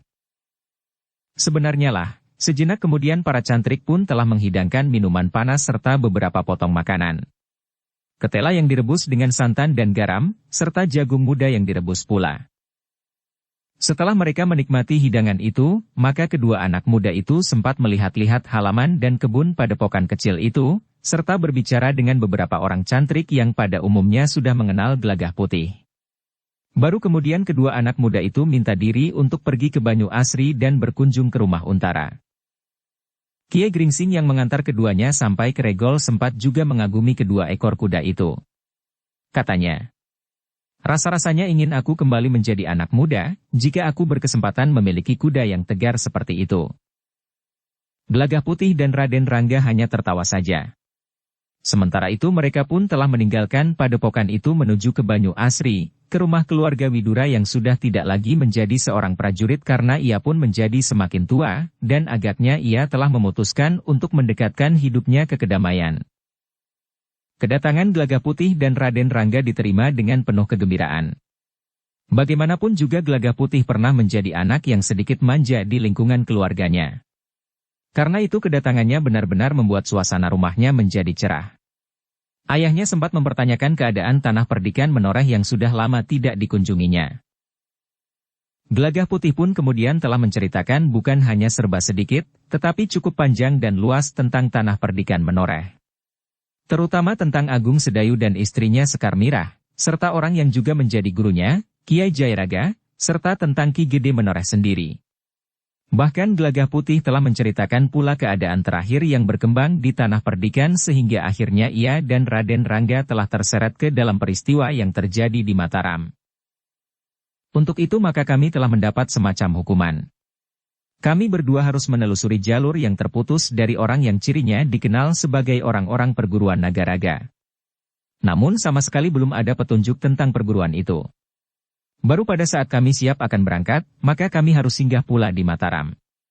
Ki Patih Mandaraka akan memberikan sedikit petunjuk, karena yang diketahuinya pun hanya sedikit pula, berkata Gelagah Putih. Widura menarik nafas dalam-dalam. Hampir saja ia mencela tingkah laku anaknya sehingga menimbulkan kemarahan Panembahan Senapati. Tetapi ketika ia menyadari kehadiran Raden Rangga, maka niatnya itu pun telah diurungkannya. Meskipun demikian Widura itu pun berkata, "Satu pengalaman bagimu Gelagah Putih. Ambillah arti dari peristiwa itu bagi perkembangan kepribadianmu kemudian." Gelagah Putih menundukkan kepalanya. Sementara itu Raden Rangga pun mengangguk-angguk tanpa menjawab sama sekali. Namun sekali-sekali ia sempat memandang Gelagah Putih dengan sudut matanya. Sebenarnya lah Ki Widura merasa cemas akan tugas yang dibebankan oleh Panembahan Senapati kepada kedua anak-anak yang masih terlalu muda itu. Agaknya kemarahan Panembahan Senapati kepada putranya sudah mencapai puncaknya. Berkali-kali Raden Rangga dianggap telah mencampuri persoalan ayahandanya. Berkali-kali pula ia telah mendapat peringatan dan bahkan hukuman. Namun agaknya anak itu tidak pernah merasa jera. Dalam beberapa kesempatan Ki Widura mengunjungi Kiai Gringsing di padepokannya, Kiai Gringsing pernah berbicara tentang anak muda itu serta hubungannya yang akrab dengan Gelagah Putih. Dan kini ternyata bahwa keduanya telah mendapat hukuman bersama-sama. Tidak tanggung-tanggung, namun benar-benar satu hukuman yang berat. Ki Widura memang tidak dapat memberikan petunjuk apapun tentang perguruan Nagaraga. Meskipun ia memang pernah juga mendengar, tetapi sama sekali tidak memberikan arah apapun juga karena Ki Widura hanya terbatas pada sekedar mendengar namanya. Kiai Gringsing mungkin mengetahui serba sedikit tentang perguruan itu, berkata Ki Widura. Apakah kau telah membicarakannya dengan orang tua itu? Gelagah Putih menggeleng. Katanya, Kami belum menyampaikannya kepada Ki Gringsing. Kiai Gringsing menghendaki agar nanti malam saja kita berbicara. Ki Widura mengerutkan dahinya. Dengan nada tinggi ia bertanya. Malam nanti kau akan berada di mana? Kami akan tidur di padepokan, ayah, jawab Gelagah Putih. Kau tidak tidur di sini, bertanya ayahnya pula. Kami akan berbicara tentang perguruan Nagaraga malam nanti, jawab Gelagah Putih. Ki Widura menarik nafas dalam-dalam. Sebenarnya lah ia ingin anaknya berada di rumah agak lama. Tetapi ternyata bahwa Gelagah Putih akan bermalam di padepokan. Namun justru karena itu maka Ki Widura berkata, baiklah. Biarlah aku yang pergi ke padepokan. Mungkin aku akan dapat ikut mendengarkan pembicaraan kalian dengan Kiai Gringsing tentang perguruan Nagaraga itu. Namun kedua anak muda itu tidak diizinkannya meninggalkan Banyu Asri sebelum mereka lebih dahulu makan bersama di rumah itu. Baru setelah keduanya mendapat hidangan makan, maka keduanya telah minta diri untuk pergi ke Jati Anom, mengunjungi kakak sepupu Gelagah Putih yang menjadi senapati prajurit Mataram yang berkedudukan di Jati Anom. Kedatangan keduanya di Jati Anom memang mengejutkan Untara. Apalagi ketika Gelagah Putih telah menceritakan apa yang akan mereka lakukan. Jadi kalian harus melacak satu perguruan yang sudah tidak jelas lagi sekarang, bertanya Untara. Ya, jawab Gelagah Putih. Mudah-mudahan Kiai Gringsing dan Ki Patih Mandaraka dapat memberikan petunjuk serba sedikit. Untara mengangguk-angguk. Namun kesan yang timbul di dalam hatinya sebagaimana terjadi pada Ki Widura. Panembahan Senapati agaknya memang benar-benar marah kepada Raden Rangga sehingga hukuman yang berat itu telah dijatuhkannya.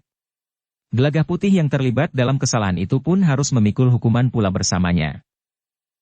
Tetapi Untara tidak mengatakannya. Ia hanya memberikan pesan-pesan atas dasar pengalamannya sebagai prajurit. Menelusuri perguruan yang sudah tidak banyak terdengar lagi akan dapat menjadi sangat berbahaya. Apalagi telah terbukti ada usaha dari perguruan itu untuk langsung menyingkirkan Panembahan Senapati. Jika kalian menemukan padepokan itu, maka masih menjadi pertanyaan, apa yang dapat kalian lakukan terhadap isi dari perguruan itu, berkata Untara. Kami tidak harus berbuat apa-apa, jawab Gelagah Putih. Semuanya harus kami laporkan. Panembahan Senapati sendiri akan mengambil langkah-langkah yang perlu. Tetapi mungkin kita akan terbentur pada satu keadaan tanpa pilihan, sahut Raden Rangga. Jika orang-orang perguruan itu berani memasuki istana dan langsung bertemu dengan Panembahan Senapati, kenapa kita tidak melakukannya di perguruan itu? Gelagah Putih mengerutkan keningnya. Ditatapnya Raden Rangga untuk beberapa saat. Namun sebelum Gelagah Putih mengatakan sesuatu Raden Rangga telah mendahuluinya. Sudahlah. Segala sesuatunya akan kita sesuaikan dengan keadaan. Mungkin kita memang tidak akan berbuat sesuatu, karena pesan ayahanda. Agaknya Raden mempunyai pikiran lain, desis Gelagah Putih. Apakah Raden berniat melakukannya sebagaimana dilakukan oleh ketiga orang di Mataram itu? Ternyata mereka pun kurang memahami keadaan. Orang yang dengan berani berusaha bertemu langsung dengan Panembahan Senapati itu pun akhirnya tidak mampu berbuat sesuatu. Jadi kau juga mempunyai perhitungan serupa atas kita, seandainya kita memasuki perguruan itu, bertanya Raden Rangga. Bukan akhir dari peristiwanya, tetapi kita memang belum mempunyai gambaran sama sekali tentang isi padepokan itu, sebagaimana ketiga orang Nagaraga yang memasuki istana Mataram, jawab Gelagah Putih. Raden Rangga tersenyum. Katanya, baiklah. Kita tidak usah membicarakannya. Gelagah Putih menarik nafas dalam-dalam. Sementara itu Untara pun berkata, kalian memang harus berhati-hati. Sangat berhati-hati. Seandainya yang harus kalian lakukan bukan satu hukuman, maka kalian berdua dapat mengajak orang lain yang akan dapat membantu kalian. Misalnya Agung Sedayu dan Swandaru. Tetapi aku tidak tahu, apakah hal itu akan dibenarkan oleh Panembahan Senapati. Raden Ranggalah yang menjawab. Aku tidak berani melakukannya. Mungkin ayahanda tidak membenarkan. Bahkan mungkin akan dapat menambah kemarahan ayahanda, sehingga Agung Sedayu dan Swandaru akan terpercik oleh kesalahanku. Karena itu, biarlah aku dan Gelagah Putih sajalah yang berangkat menelusuri jejak orang-orang Nagaraga itu. Untara menarik nafas dalam-dalam. Ia menyadari bahwa yang dikatakan oleh Raden Rangga itu benar. Karena itu, maka Untara tidak membicarakannya lagi. Namun yang kemudian dipesankan adalah bahwa keduanya harus mampu menilai keadaan sebaik-baiknya sehingga mereka tidak akan terjerumus sekedar karena dorongan perasaan. Kalian harus tetap mempergunakan nalar sebaik-baiknya menghadapi keadaan yang paling gawat, berkata Untara.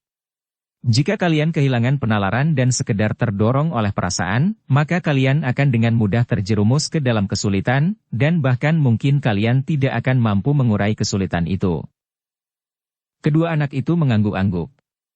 Mereka menyadari bahwa Untara adalah seorang senapati yang memiliki pengalaman yang sangat luas, sehingga yang dikatakan itu tentu bukan sekedar omong kosong. Karena itu, maka kedua anak muda itu telah memperhatikannya dengan bersungguh-sungguh, sehingga semua pesan itu akan menjadi bekal perjalanan mereka yang berbahaya itu. Ternyata Gelagah Putih dan Raden Rangga tidak terlalu lama berada di rumah Untara.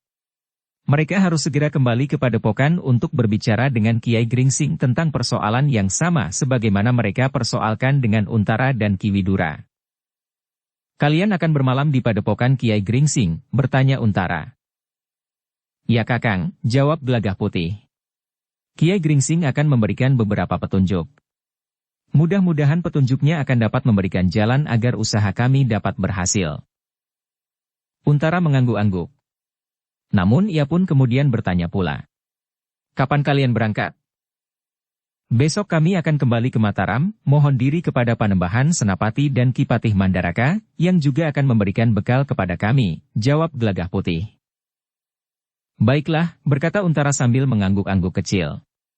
Jika besok kalian tidak sempat singgah, ingat-ingat sajalah pesanku. Aku akan ikut berdoa semoga perjalanan kalian berhasil dengan selamat. Namun sadari sepenuhnya bahwa perjalanan kalian bukan sekedar perjalanan pengembara yang seakan-akan asal saja berjalan, menyusuri bulak dan padukuhan. Tetapi perjalanan kalian adalah perjalanan yang sangat berbahaya. Benar-benar berbahaya, terima kasih, sahut Raden Rangga.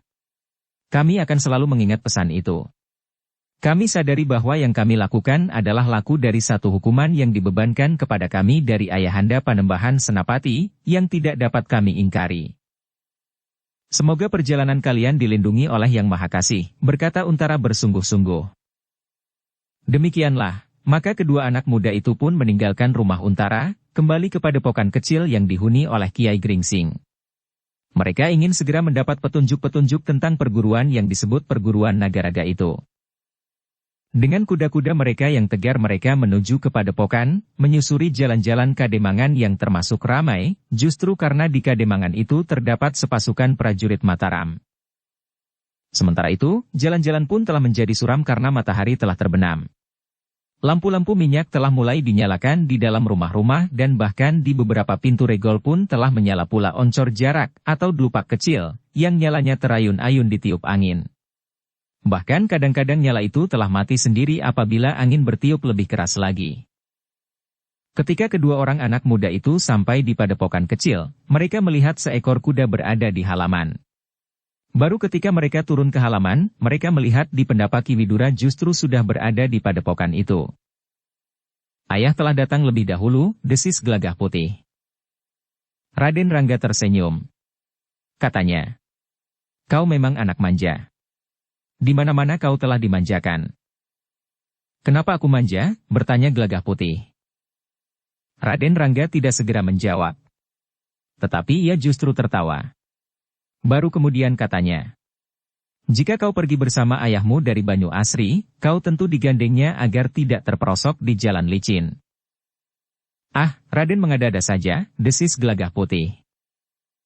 Tetapi Raden Rangga tertawa lebih keras, sehingga justru terdengar dari pendapa, sehingga Ki Widura telah berpaling. Ki Widura pun kemudian melihat Gelagah Putih dan Raden Rangga memasuki halaman. Seorang cantrik telah menerima kuda mereka dan membawanya ke samping. Sementara itu, Gelagah Putih dan Raden Rangga pun telah pergi ke pendapa pula. Ayah sudah lama, bertanya Gelagah Putih. Belum terlalu lama, jawab Ki Widura. Ayah belum bertemu dengan Kiai Gringsing, bertanya Gelagah Putih pula. Sudah, jawab Widura. Sudah agak lama aku berbincang dengan Kiai Gringsing. Lihat, di sini sudah ada 2 buah mangkuk minuman dan beberapa potong makanan. Gelagah Putih pun mengangguk-angguk. Berdua dengan Raden Rangga keduanya telah duduk pula bersama Ki Widura, sambil menunggu kehadiran Kiai Gringsing yang baru pergi ke dalam. Tetapi yang muncul lebih dahulu adalah hidangan buat Raden Rangga dan Gelagah Putih. Baru kemudian Kiai Gringsing keluar dari ruang dalam sambil tersenyum. "Ayahmu datang lebih dahulu Gelagah Putih," berkata Kiai Gringsing. "Kami singgah di rumah Kakang Untara," jawab Gelagah Putih. Kiai Gringsing mengangguk-angguk. Ia sudah tahu bahwa keduanya singgah di rumah Untara sebagaimana dikatakan oleh Ki Widura. Beberapa saat kemudian mereka telah berbicara tentang banyak hal. Tentang perkembangan padepokan kecil itu. Tentang Kademangan Jati Anom yang semakin besar karena Kademangan itu telah terpilih menjadi tempat kedudukan pasukan Mataram yang dipimpin oleh Untara. Sementara itu Untara telah menyediakan rumahnya sendiri bagi kepentingan pasukannya, tanpa terpikir olehnya bahwa rumah itu termasuk warisan yang harus dibaginya dengan Agung Sedayu. Namun Agung Sedayu sendiri telah melupakannya pula, sebagaimana Untara tidak pernah menghiraukannya. Mereka juga sempat berbicara tentang tanah perdikan menoreh, bahkan tentang Mataram yang baru dibayangi oleh hadirnya satu kekuatan dari perguruan yang disebut Perguruan Nagaraga. Dengan pijakan pembicaraan itu, mulailah Gelagah Putih dan Raden Rangga membicarakan tugas mereka untuk menelusuri perguruan yang tidak lagi banyak dikenal. "Mungkin Kiai dapat memberikan beberapa petunjuk tentang perguruan itu," berkata Gelagah Putih kemudian, setelah ia menceritakan apa yang pernah dialami, dan tugas yang diberikan kepada Raden Rangga dan kepadanya. Kiai Gringsing menarik nafas dalam-dalam. Katanya, "Nagaraga adalah nama sebuah perguruan yang sudah lama tidak banyak menunjukkan kegiatannya.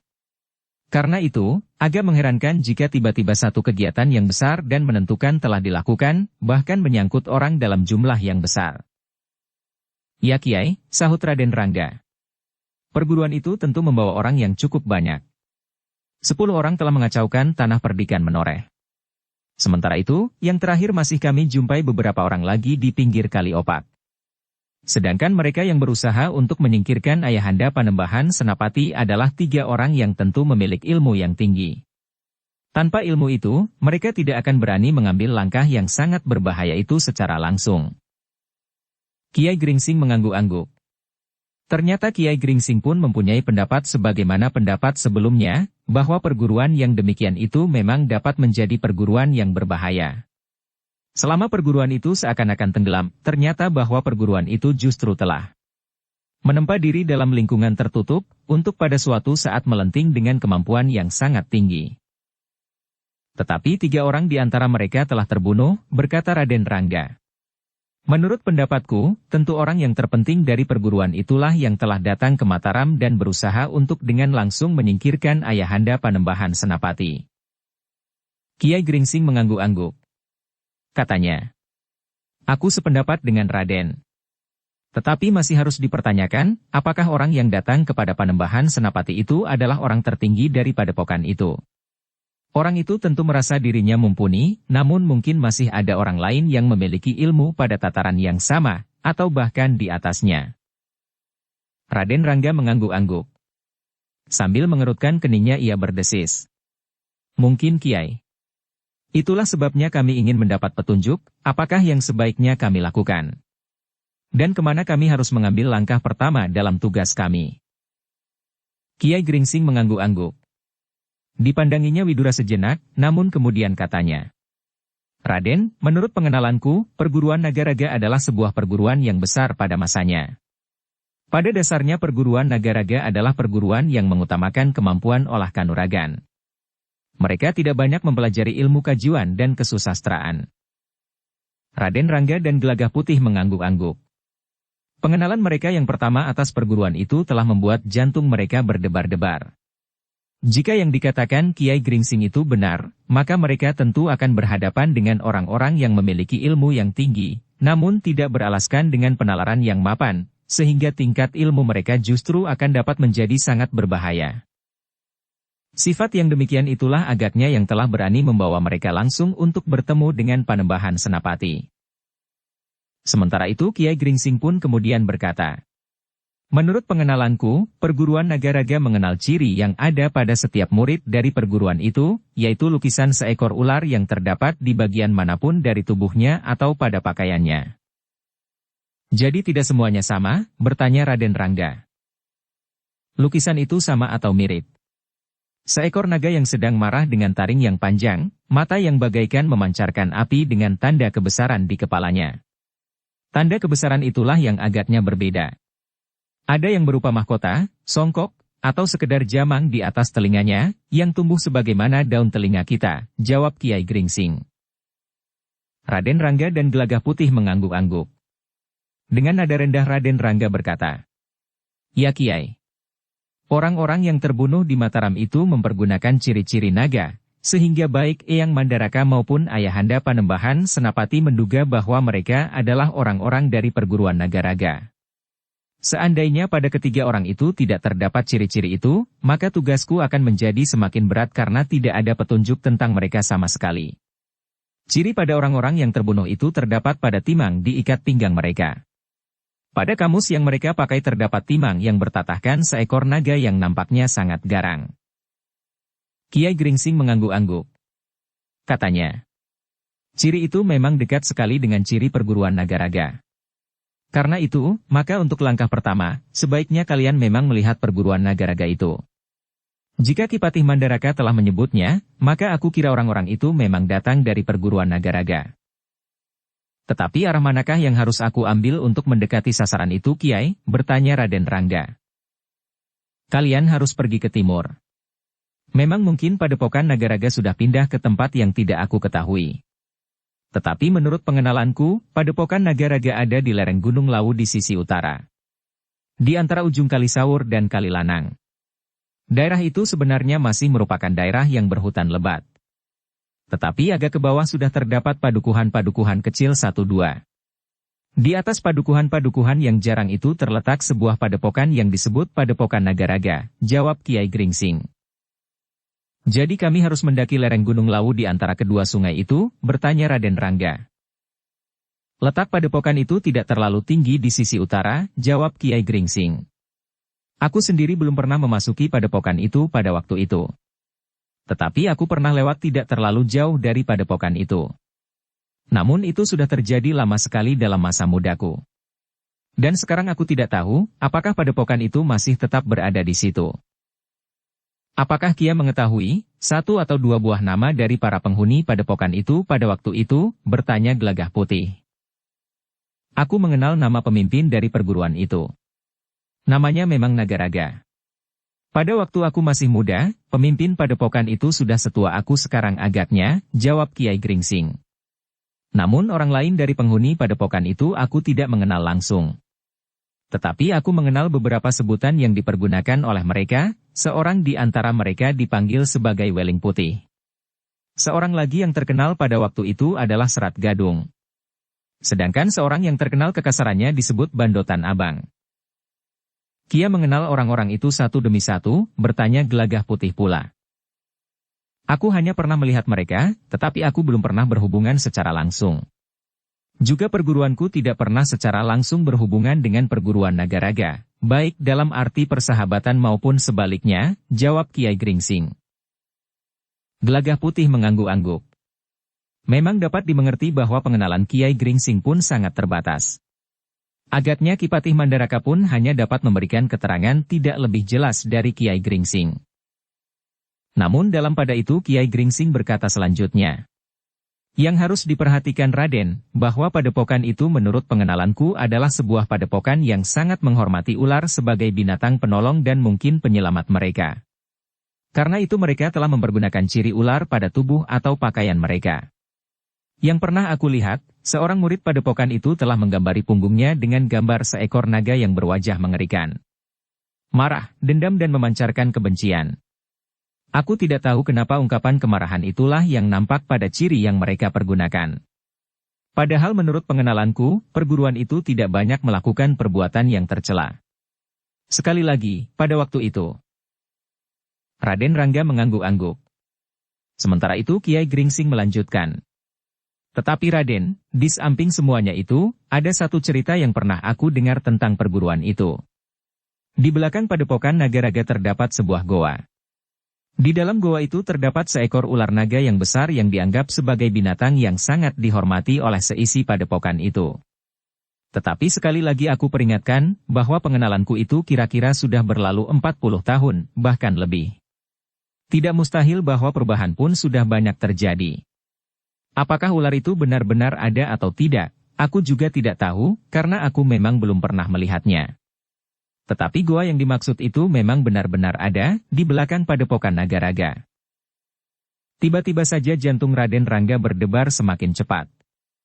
Ia tidak mengerti apa yang telah bergejolak di dalam hatinya.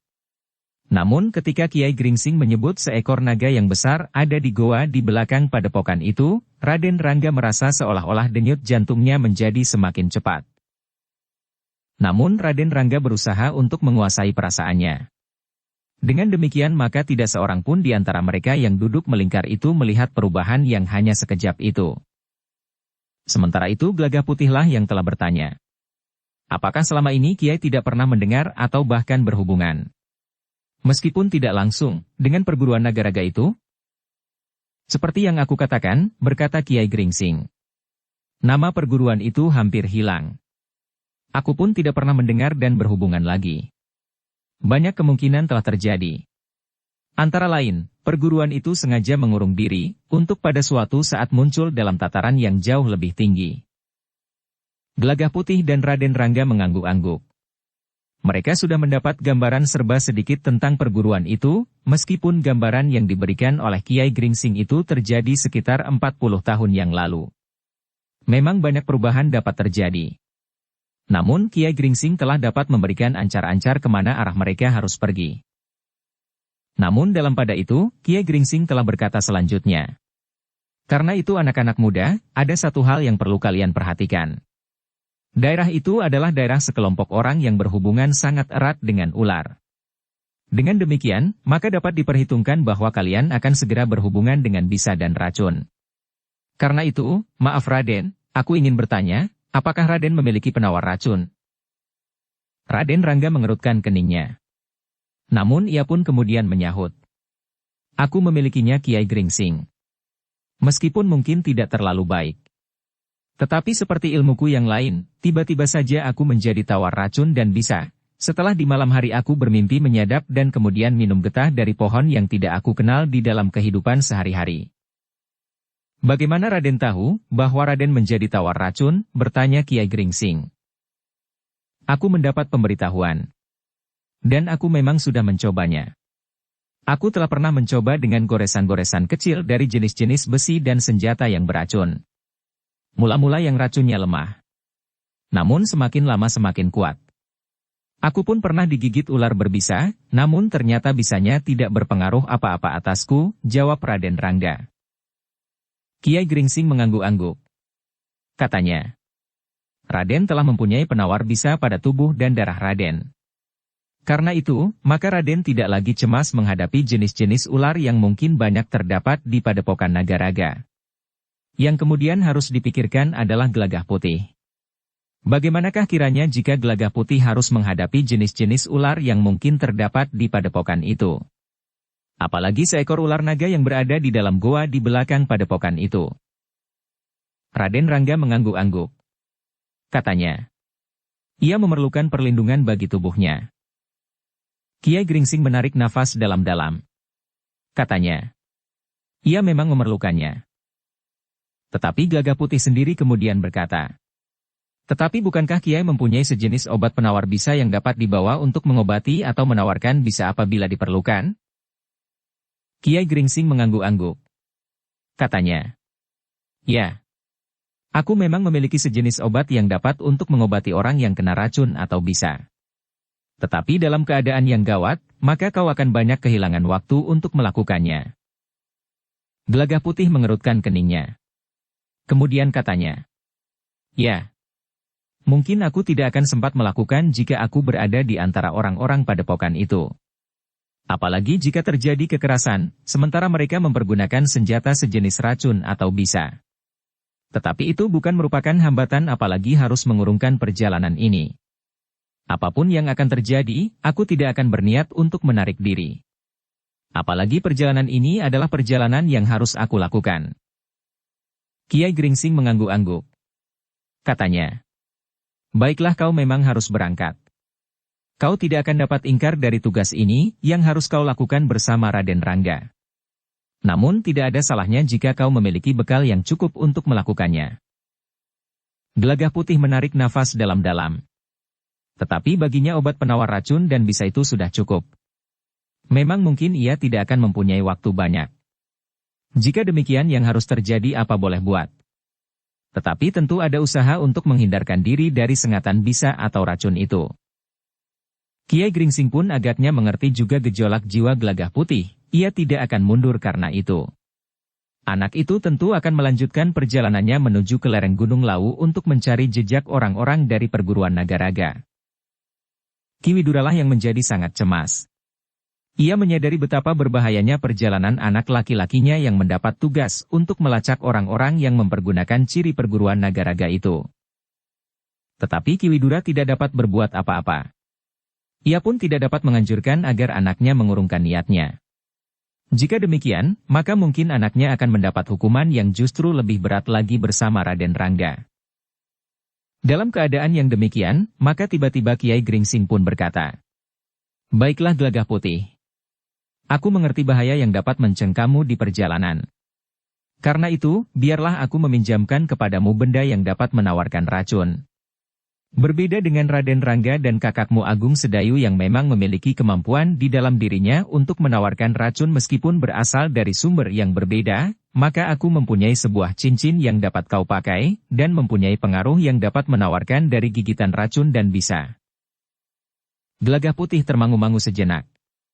Sementara itu Kiai Gringsing pun tersenyum sambil berkata, kau dapat meminjamnya selama perjalananmu itu. Sejenak Gelagah Putih terdiam, ia merasa gembira namun juga ragu-ragu. Ia belum tahu seberapa jauh pengaruh cincin itu atas kemungkinan sengatan racun dan bisa. Namun dalam pada itu Raden Rangga pun tiba-tiba berkata, Kia mempunyai cincin yang dapat menawarkan racun dan bisa. Paman Adipati Dipati juga memilikinya. Sedangkan Eyang Patih Mandaraka mempunyai sebuah benda semacam gelang yang dibuat dari akar yang mempunyai khasiat yang sama. Kiai Gringsing mengangguk-angguk. Katanya, memang ada beberapa jenis benda yang mempunyai pengaruh demikian. Cincin yang aku katakan itu mengandung sebuah batu akik yang berwarna kebiru-biruan dan garis-garis putih di dalamnya. Ketika aku menerima batu akik itu dari seorang yang ikut mengasuhku di masa mudaku, aku melihat bahwa cincin itu bukan hanya sebuah, tetapi sepasang. Yang satu juga berwarna kebiru-biruan, tetapi garis-garis yang terdapat di dalamnya berwarna hitam. Khasiatnya justru kebalikan dari akik pada batu cincin yang akan aku pinjamkan kepada Gelagah Putih. Sentuhan akik yang berwarna kebiru-biruan dan bergaris-garis hitam itu justru mempunyai kekuatan seperti racun dan bisa. Jika seseorang dilukai dengan cincin yang berbatu kebiru-biruan dan bergaris-garis hitam itu, maka ia akan mengalami sebagaimana seseorang yang dikenai racun atau bisa. Luka yang timbul itu dapat juga berakibat seperti gigitan seekor ular yang sangat berbisa. Oh, Raden Rangga mengangguk-angguk. Apakah cincin itu juga ada pada Kiai Gringsing? Kiai Gringsing menggelengkan kepalanya. Katanya, tidak Raden. Oleh pemiliknya cincin itu telah dilabuh. Ia tidak yakin bahwa cincin itu akan jatuh ke tangan orang yang tidak akan menyalahgunakan.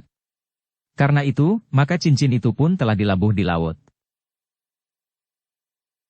Bersambung ke bab 309. Dukung kami dengan subscribe, follow, like, komen dan share. Terima kasih.